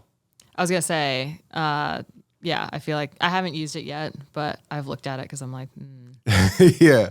XL is, yeah. I think that's what people use for that specific use case. Yeah. But it's like, it's kind of, it's very, to get a plugin to, you got to get a plugin to manage your sounds. Yeah. It's like another plugin. And then we get, that's like, yeah, kind of wild too, just in and of itself. Like, shouldn't the sounds should just organize themselves somehow? Or, it's interesting to think of like, is it a DAW problem or is it a like file search problem? It would probably, I think the ideal situation might be like, it would probably have to be like an AI, like invite machine learning into the equation, where maybe producers like curate what are like house kicks, what are trap kicks, what are, where the plugin can kind of like do like analyze your transients and just like the frequencies of what your sounds are, and it may not be perfect, but with AI I'm sure we can at least get to a close point where it could start to like maybe even like learn what I like too. That's a whole other probably. Yeah. I think I think we're on definitely the precipice of this in terms of like the idea of, and I don't have a crystal ball, but the idea of like searching through sound files, I don't think that's going to be pervasive because of the time suck, and also that like that you can't really necessarily do it on your phone. Like I'm not gonna search through Splice on my computer at my desk. I mean, I have to. But that's not when it's convenient for me to do so. That's where that's my give up point is I'm like, 4 tracks into a production and I'm like, oh, I need a thing. Let me go find that thing. And then it's like, nope, now I'm hungry. Done. We're done for the day. Yeah. But like, if you, now I have to prop something because there's, this whole, like Chat GPT and the whole like text to whatever, text to video, text to whatever you want in the world or whatever instructions, or text to like, figure out my schedule for the week. Now this like text to music or text to sample pack thing starts to change, I think, the idea of how we might search for sounds. Prompt based is a choice. I just don't know if it's the answer. I don't know if it's the most efficient way. I think more like, I think what I was suggesting before is more of like along the lines of like an algorithm, like how Instagram knows what you like by what you spend time on. Yeah, I think there's two lanes that I could see, because there's a lane of inspire me along the lines of mood. Yeah. Like what I just put into that wasn't like a genre, it was like a mood, right? For the most part, or sort of like some vibes that converge. So there's that piece, which is like the inspire me. But then the other piece, to your point, is I am, I know what I need, or I have habits or genres in which I produce in. Yeah. And I need to gather that information in a quick way. Yeah. And that's a totally different thing. And you could, I mean, I'm sure it could be designed like you I mean, if I'm designing a plugin, if I'm using my Right. UX brain, if I'm like making my little lo-fi wireframes, like maybe it'd be like you kind of, there could be like predetermined moods, like blocks or something, that kind of get you started, but maybe you could like customize like your own in a way, in terms of like, I'm in a hip hop mood today, and just kind of like, if there were, because it would be simple if I could be like, okay, this beat I made today, analyze it. I would describe this as like trap, and yeah, let's say just trap or whatever. Trap is under hip hop or whatever. So if I'm in a hip hop mood, you might like, that might be a block that could like give me, hip hop sounds. And then on another day, I might be in a house mood. I might be in a R&B mood, whatever. Like, some, I don't know. Maybe it's like, it would have to be something that's just like so out of the way, where it, like, because I'm a big believer in like, we go into these DAWs to create. We like anything that we're making, if it's creating extra steps, because I've already said like a couple extra steps, so I would even revise like what I did. I would want it to be so easy that it's just kind of learning us, but also allowing room for flexibility and creativity in an ideal world, where I can also set it to like, you know what, I just, today, no mood, just whatever. Yeah. Too, you know. No, I think that's a good point, because you can generate, or there's tons of sample packs that that go within a genre. You know, you can download that and have it all ready to go within, particularly within like all of the major genres that one might be working with, but and all the sounds that fit together from that genre in those packs, right? So you can, everybody can, and probably a lot of people have them off the shelf from whatever sources they have, right? Mm-hmm. But then when you dive down to the next level of like personalization, it's like, well, what's my version of trap, or what's my client's version, or like some vibe of that. So like there's some intersection of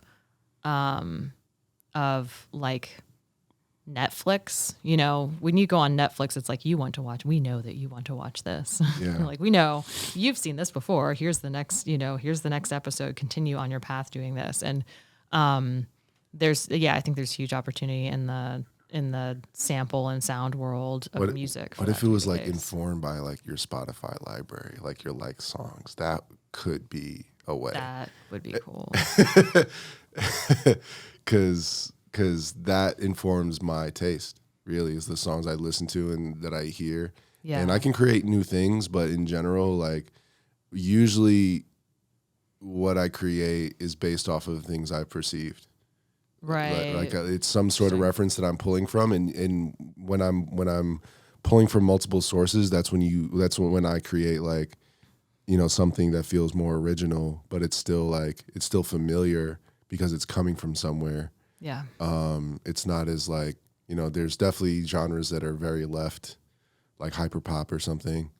But even that, like there's just like sounds that we are just kind of driven to put things in little boxes in our minds. They're like, oh, that's like, we feel the need to like label things when it's a different, like when you first hear dubstep and you're just like, what is this? Right. And then that question right there is what it is. Like, by asking what is this, you're inherently asking for a label of like of what that is, so you can register it. Be like, oh, this is called dubstep, and this is why it sounds like this. Okay, right, you know? Right.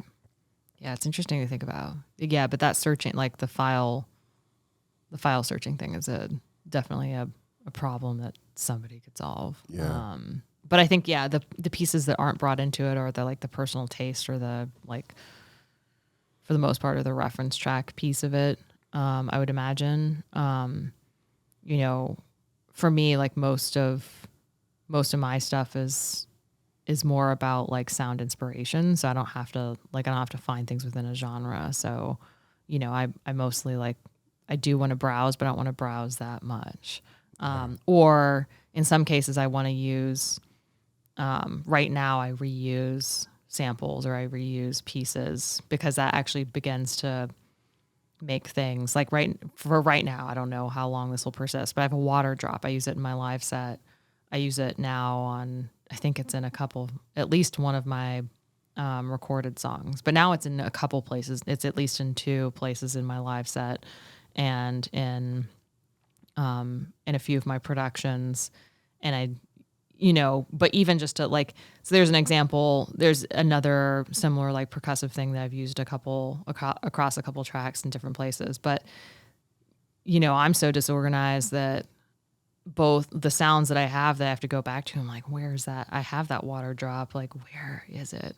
Is that the one is that my live set one that I've mastered or the not one or which one, you know? And so I had to like go into my files and find the water drop. And is it, you know, some other stock water drop that I don't want? No, like I want the exact water drop that I have across the rest, you know what I mean? Like it's sonic branding. Yeah. I'm not super intentional, but like I can imagine from like a more like professional, like people who are working as producers professionally or working with like various artists across various genres, like you might want that same bass sound that you used on X track last time you did that, you know, in terms of either like what works best for you, or also like as a producer, what's your signature song on dub, right?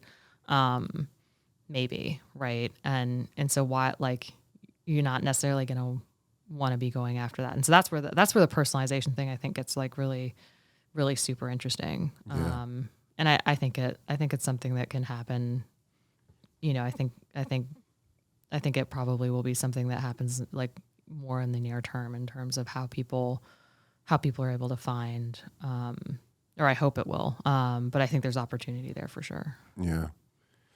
And I kind of deflected from your question before, but to like kind of run down the list of like where I get sounds and what for. So like right now, Mariana for bass by Moog.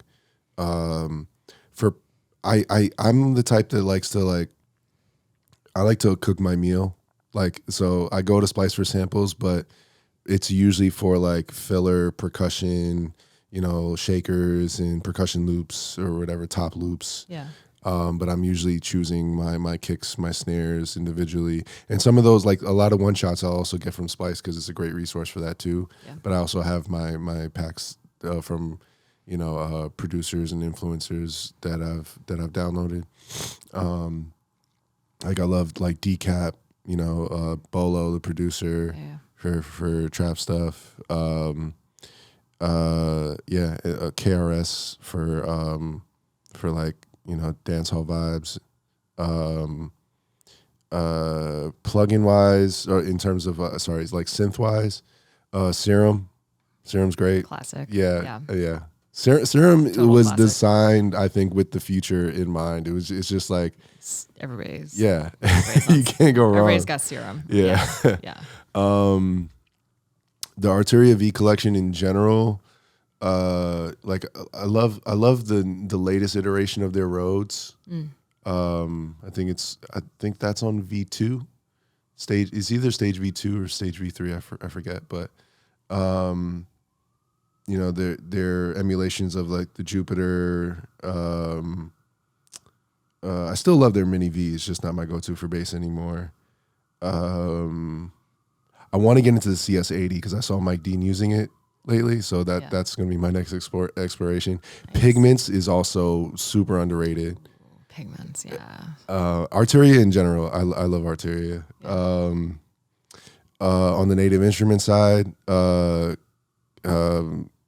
Contact and like the specific all the Contact, yeah. Specific libraries. Yeah. 40's very own keys. 40's keys. Yeah.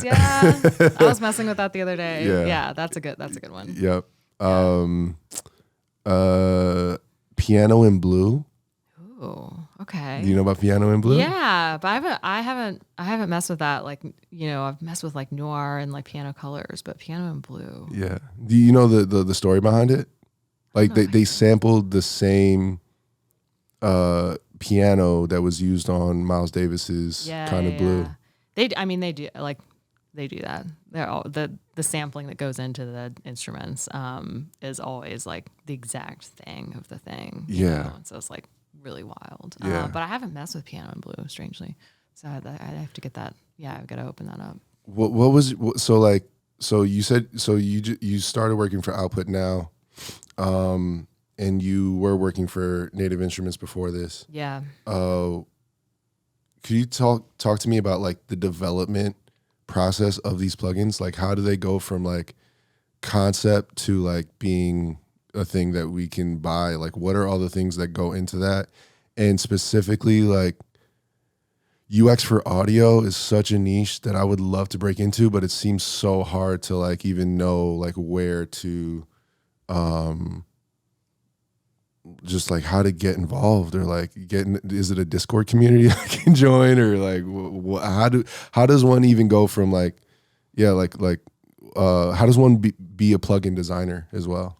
Yeah, that like I've worked with those designers, so I can probably give a bit of a sense of that. But generally, so I started working, my first like instance of working for a plugin company or in music software was with Isotope, and that was about 3 years ago. So I started working with Isotope on product marketing. So it's really understanding the product and how to bring that to market, but working with like the development teams and engineers and UX designers in terms of like why are we making this product? What's the like problem that we're solving for? And then how are we gonna, like, for product marketing specifically, like how are we gonna talk about this product so that the right people are like will buy it and understand what it is. So it's really kind of connecting those dots. And so I started working with Isotope.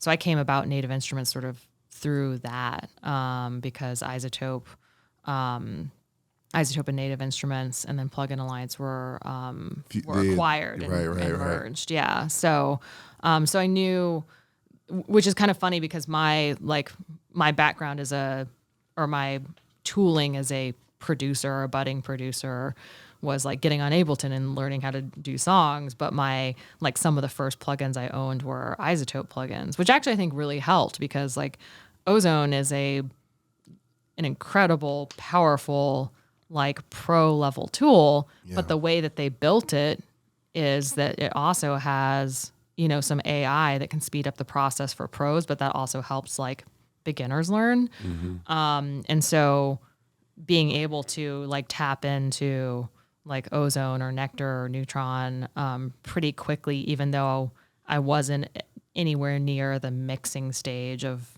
my development as a producer. I was still just like learning how to use Ableton.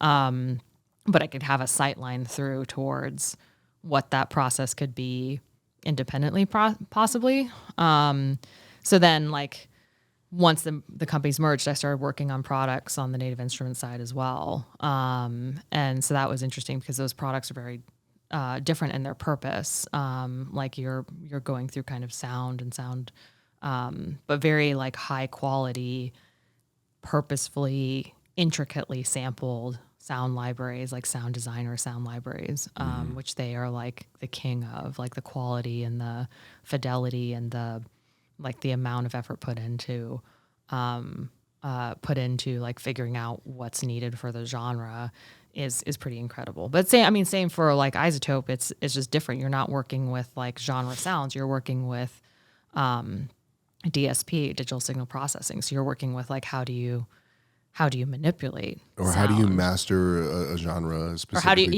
that's true. I shouldn't, like genre does play into obviously mixing and mastering as well. So there's those parameters too, but from the filter level or from the like manipulating those sounds on the mix and master side level versus the creation level. But all of those processes at certain points get kind of fused anyways into the creative process. So in terms of like how, in this like zooming out from company specific, in terms of how like plugins are made and come to market, it's not too dissimilar from how any other software product happens for the most part. So generally speaking, there's some kind of identification of a problem or a need from the consumer side. And how do they determine that? Like what goes into that research? Is it like user interviews based? Yeah, Okay. like talking to people, which is why I'm always asking people like, what plugins do you use? Like, what are you using? Why do you use that? What else do you use? Yeah. And people will say, they're like, I use it for this. And they're like, okay, what's annoying for you in your process? And that's like, oh, finding sounds is really like annoying, or takes time. And so like, what are those like pain points? So it comes from like user interviews or if it's an existing product, you can find the pain points within an existing product to go to like V2 or V3 on it. Yeah. So a lot of products, it ends up being like a year long, or maybe shorter development cycle in terms of, depending on what it is, in terms of learning that. And then for genre, I think it can be kind of similar. Like what are the genres, or at this juncture, I think it starts to be like, what are the fusion of genres that are popular now that people are reaching for and need a pack on, or need something that's like, this is everything you need to produce within that genre, and it's high fidelity. So you're not going to have to mess with, you're not going to really have to, if you get it high fidelity enough, like you're not like the mixing process becomes a lot easier because you're not trying to like EQ gross sounds out of something, right?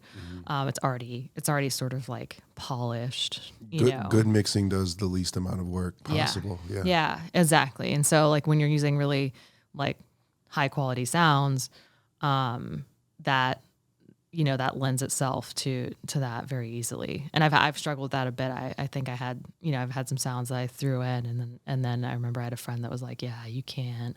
Yeah, there's nothing you can do about that bass.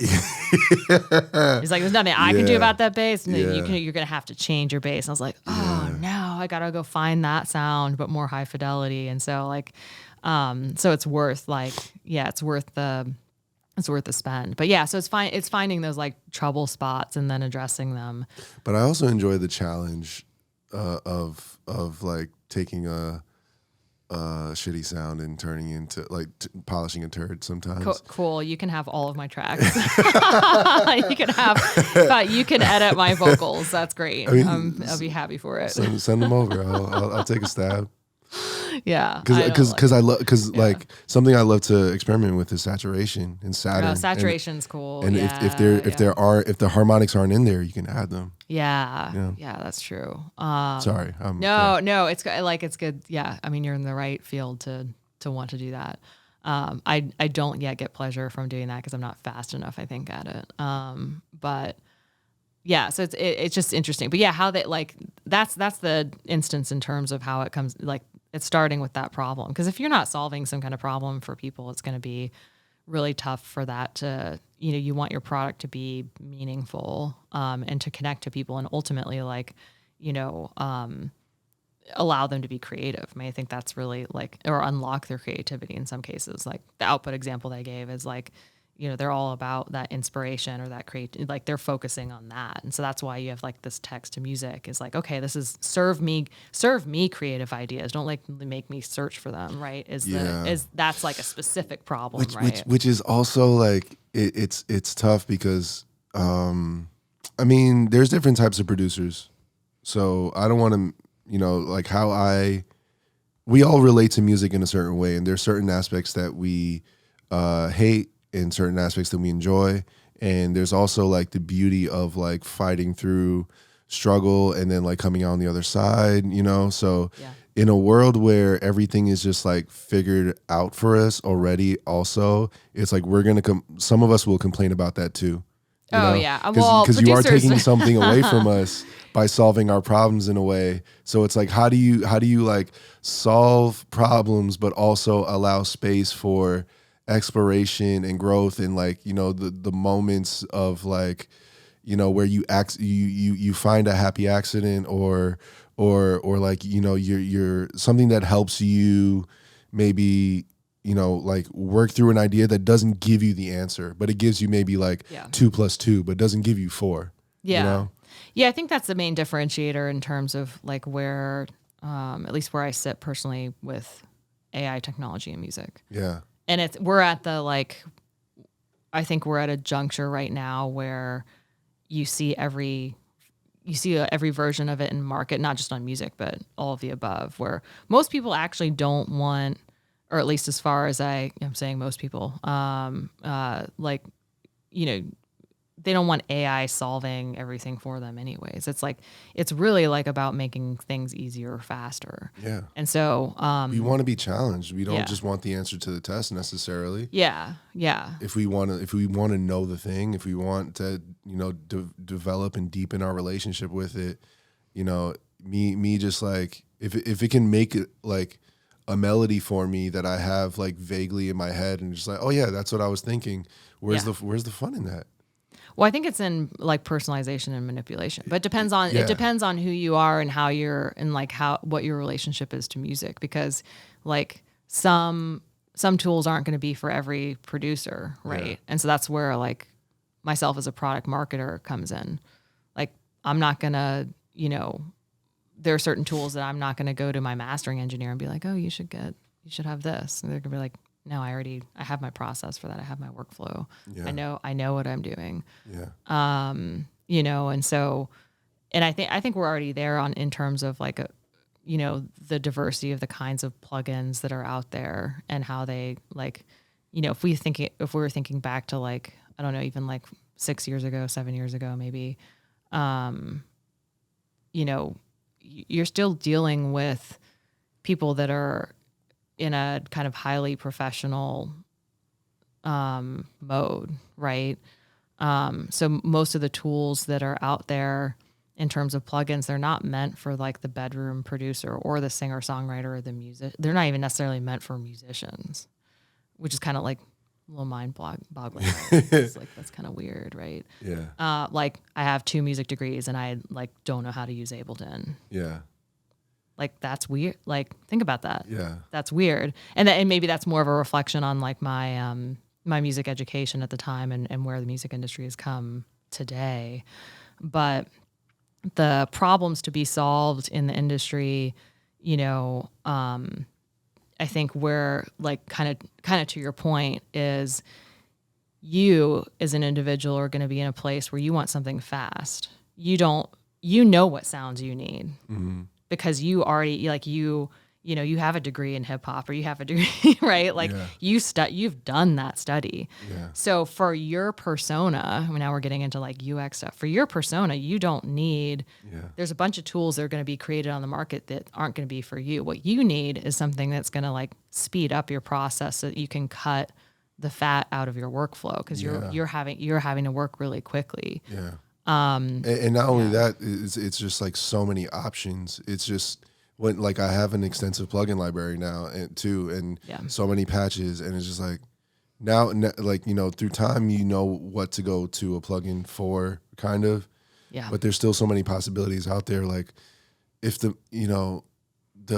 magical like patch that I'm looking for, which plugin is it inside of? It's like Indiana Jones digging for treasure, it's just like how long does it take to find that sound? But it's also sometimes that is the fun too. Sometimes you're in the mood for that, and sometimes you're just like in the mood for a quickie, so to speak. Yeah. So yeah, it's. I mean, we're complicated human beings. There is no like one answer for it all. But what is like paralyzing is the amount of options, the amount of like, I feel like there's a plugin coming out every week at this point. And there is.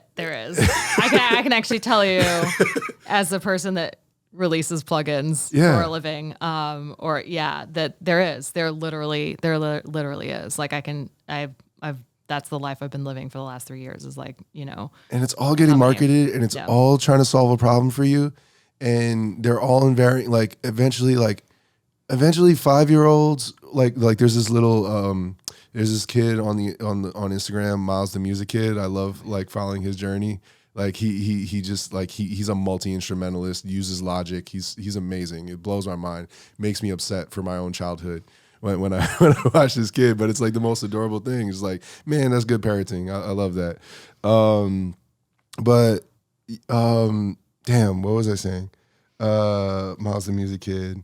Probably plugins. The amount of plugins, the amount of technology you can get access to. Yeah. Damn, I lost it.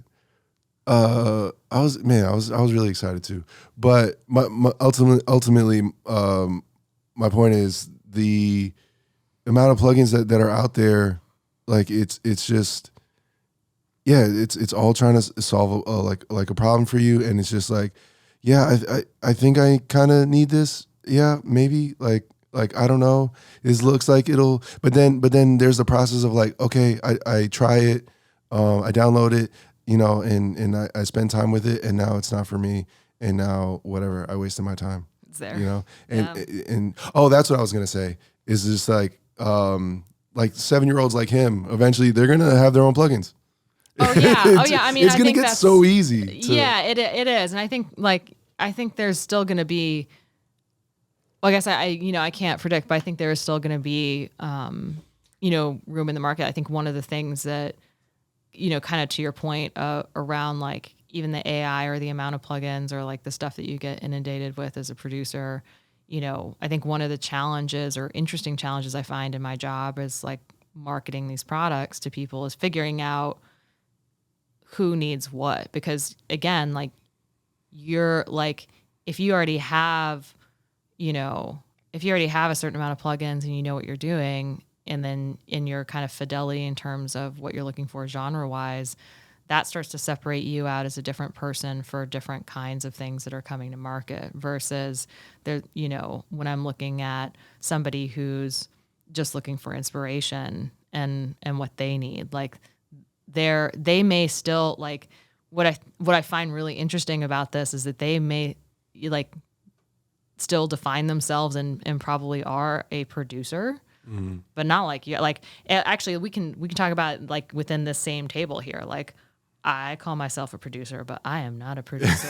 I am not a producer like you are a producer. Yeah. And I mean, there's like probably a bunch of different shades like this. Like it's nobody spectrum. should pay me money to produce songs for them unless they just want like a lot of flutes on them like that. Yeah, I'd be like, yeah, I will produce your single for you, but it will be in the Rose 90% genre. flute. It's going to be 90% flute. You send me your vocals, I will put flutes under it. Done. Yeah. And that's what it'll be, and there's like not a market for that. So here I am. I think being a producer is like seeing the process through from end to end, from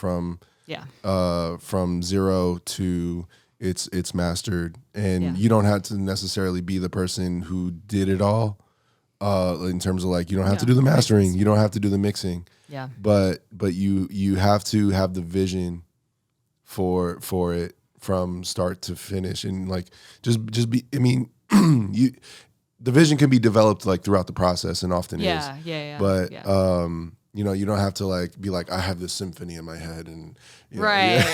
But I think and so I agree with you. I think that I totally agree with you. I think that if we think about producers as like the definition, right? If we were to, if we can hold ourselves to being the ones that define that, but whatever, then you think about all of the different varieties of people that are producers and what their different needs are. It becomes like a really vast world. Like you can be, you could be a producer and be creating songs on BandLab. Like you don't even need to get out, or a GarageBand or whatever. Like you don't even need to get off your phone. Yeah. And that's a super, super different like headspace and process than like someone who has like the high fidelity ear and the amount of like, kind of process and an intricate process that you have probably with your clients. And so it's interesting to think about. I think it's interesting to think about the problems that span that, like my problems are definitely not the same as your problems. We come across the same stuff. But I'm usually probably a Venn diagram. It's probably, there's going to be some overlap, like finding sounds or whatever. But I'm like, I got my flute sound. So like everything else just fills in from there, and I'm not beholden to any clients. So like, this only has to be good enough so that my mom thinks it's cool. Like that's where I'm at this year. I love that. In 2 years, that might change. Or I'm like, all right, I got like X amount of listeners on Spotify. Fine. It's not about that right now. Yeah. And hopefully that'll evolve. Like the other part I think that's interesting about, to your point about the kid producing, like now this technology is in the hands of people that are really young, and they're just going to grow up with it, and it becomes, second nature to them. And like, what does that look like for producers, or just people who are being creative with music? It looks very different. They're gonna. I'm sure there's people out there that are already outpacing, that learning curve. Like they're learning logic instead of playing video games, or they're probably doing both right at the same time. And I'm like, oh, I didn't have any of those things growing up. I just had my flute, and like here we are. And we're seeing like the rise of also like intended restraint. How like the 404, SP404 is like for a specific type of producer that doesn't want all the bells and whistles. Yeah, that actually has been I feel like that's been a trend recently, where you're seeing like super simplified plugins where it's like just this thing, which is great. I don't think, like, I'm kind of opposed to the MPC. I have the MPC one also, and they're getting stem separation, and I'm kind of opposed to that in a way. Like, I love stem separation. I have Serato sample. Yeah, I use it in FL Studio. I want that to be in FL Studio, personally. Versus externally, you mean? Yeah, like on the MPC itself. Yeah. I don't, I mean. Oh, you don't want it in there, you want it in the DAW. Ultimately, I don't have to use it. I don't have to buy it. So whoever. Sure. But it's almost like, why would y'all even spend time on this personally? It's just like, okay. Like, I want, for the MPC, to me, it's such a holy grail of music production and sampling, and the art of that, the feeling of it is like of even like achieving certain sounds, like is using filters to filter out the drums, or to just only get the bass, or like to do certain things that fidelity wise take away from what like how like high quality something can be and feel, but can also, but in doing that you can take away from the feeling itself of the incorrect, like, aspects that make it beautiful at the same time too. So I think stem separation is great, and I'm using it all the time in FL, but just leave the MPC alone. Their response to that probably would be like, well, we didn't create it for you. Yeah. You tweak your knobs. We created it. We created it for the people that don't, which is probably valid, And I think that's where, like, again, when I come back to kind of like the AI piece of it, and I don't know that every company is going to get this right, but like, AI as a feature will also, and I think already does, start to have some shades of like who it's actually built for, right? Like, you can't, for like something on like Ozone, you can't AI the whole thing. Yeah. Because of the type of person that's using it. Yeah. Right?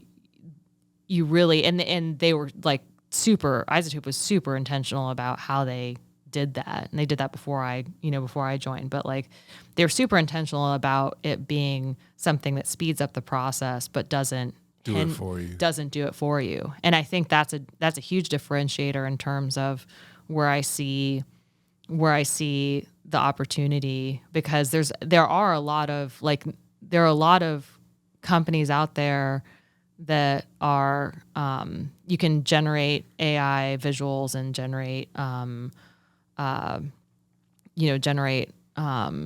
all kinds of things, and some people do need like AI generated images or AI generated music for whatever their purpose is, right? But when you really think about like the end user is a musician, I think, and this might be optimistic, but I think isn't actually somebody who wants the music done for them. They want inspiration enough to then like start tweaking and actually customizing it themselves. Like and that's already happening. Like if you have a splice, like I bring in some splice drum samples or something to my music, and I'm like, this is the sample I want. I know I want it, but I'm gonna have to chop this up Or a great like, example is 40's very own keys. Or 40's, yeah. Because it has like the randomized option. Yeah. You can you Yeah. can change the B part, leave the A part. Yeah, I love that. Like that's where I think like is the sweet spot for AI to play, because it's already playing in the generate, you know, like it's gonna do that. Like a good example of that from I think in your UX designer, so I feel like you might relate to this. But when I think about like audio and describing like audio processing, sometimes I tell people in terms of visual. So like, and this is reductive, I know, probably. So like, if anybody watches this and they're a mastering engineer, they're gonna get mad at me. But like when I'm telling my mom what mastering is, right? Because you tell someone, if like you try and tell, I've had to do this, right? You tell your mom. So I'll start, and then I want to know what you told your mom, because I had to like describe to my parents like plugins and like all of that. So like, okay, what is mastering? I was like, mastering. Actually, this wouldn't necessarily work on it would work on my mom now maybe, but like not 5 years ago. Mastering is like, you know, the Instagram filter for your music.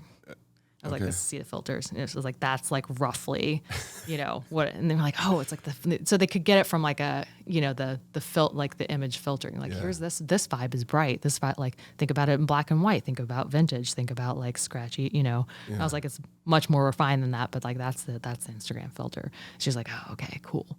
And I was like, that's as far as I'm going to go on that analogy, because then now I'm out of my league. But yeah, how would you, like, what's your mom description of I think it would still be a little more technical than the Instagram filter situation. I see our differences now. We already know this. I think it would I would say so I would say, you know, production and mixing is 90% of it. Mastering is like the final 10%. It's preparing your song for release, and it's just making sure that it's at a competitive level of loudness and will sound good on many different types of systems. Yeah. Yeah. That makes sense. Yeah. Yeah. I get that. I would hope my mom would receive that. Be like, okay, I get that. I hope so. Maybe I would need to go to Instagram filter as a backup plan. Yeah. B if she does it. Well, I guess, that's interesting, because like again, to like point out like that you went to like the technical side like really quick, which is totally accurate. You're like, oh yeah, loudness and like fidelity of loudness across multiple devices, which is also mastering. Yeah. And I went like the more creative route, because that's how I come at things. I'm definitely not as technical, nor would I describe myself as technical, really barely at all. But so I come at it from the like creative, a little bit of that first, and I'm still learning up on the technical side. I also don't have a car, so I can't listen to my mixes in the car. So I got to get a plug-in to do that for me, you know, and all that jazz. But so it's just interesting to think about the way that the way that that's like described, or the way we talk about it. And so I'm trying to remember like kind of the original thread we were on with this, but. Well, I think the camera's probably literally about to shut off on us right now. We covered a fair amount of things. We are, this every time so far, it's just like, the time flies. Yeah, that's crazy. That's and nuts. But thank you for being here. Yeah, thank you. Thank you for saying yes to this. I just tell people also, like, I plan on having a recurring guest, so you know, you're welcome back. Very you know, cool. We can continue. I can talk about this stuff for days. I know, same, yeah. Like we didn't even cover like the whole span of plug-in world. Yeah. It's like impossible or like all of that. So very cool. Well, but feel free to plug whatever. Yeah, for sure. What should I? I mean, a song that you have out. I do. So I do have. I have right now all my songs on Spotify, and I'm maybe working on an EP. I haven't decided if it's like a bunch of singles I'm going to release, or if it's like how to release that. But I'm working on that. So hopefully this year I'll have some new music out, and then. My next live show is April 7th at Bar Frida, which I think is in Bushwick-ish. And so that's a Sunday, I think. So I'll be kind of opening on the early side with my Flutescapes show. So that's the next thing that's coming up. Cool. Yeah. And hopefully I see you at Sleepwalk again sometime. Yeah, Sleepwalk is cool. I would play there. Yeah, I have to email the powers that be and see. But the show that I was playing that wasn't, I think Benno put together the show that I played where you were working. I had curated a show previous to that, like the previous month, that was more like ambient freeform. Not that that's super popular, but it was like a Tuesday night, so I think we did pretty well on it. So yeah, I might have to see if they're games for some more like some more avant-garde music, maybe on a weekday or something. Hell yeah. Yeah. So we'll see. All right. Well, thank you. Thank you. Yeah. Yeah, you're right. That did go by fast. Yeah. It's like when you're talking about music tech, it's. Sometimes I feel like I could be here for like 6 hours. And oh my God. If I wanted to, but. No, it's crazy. But yeah, I think getting it I appreciate talking about all that stuff because it's just such an interesting world. I don't know.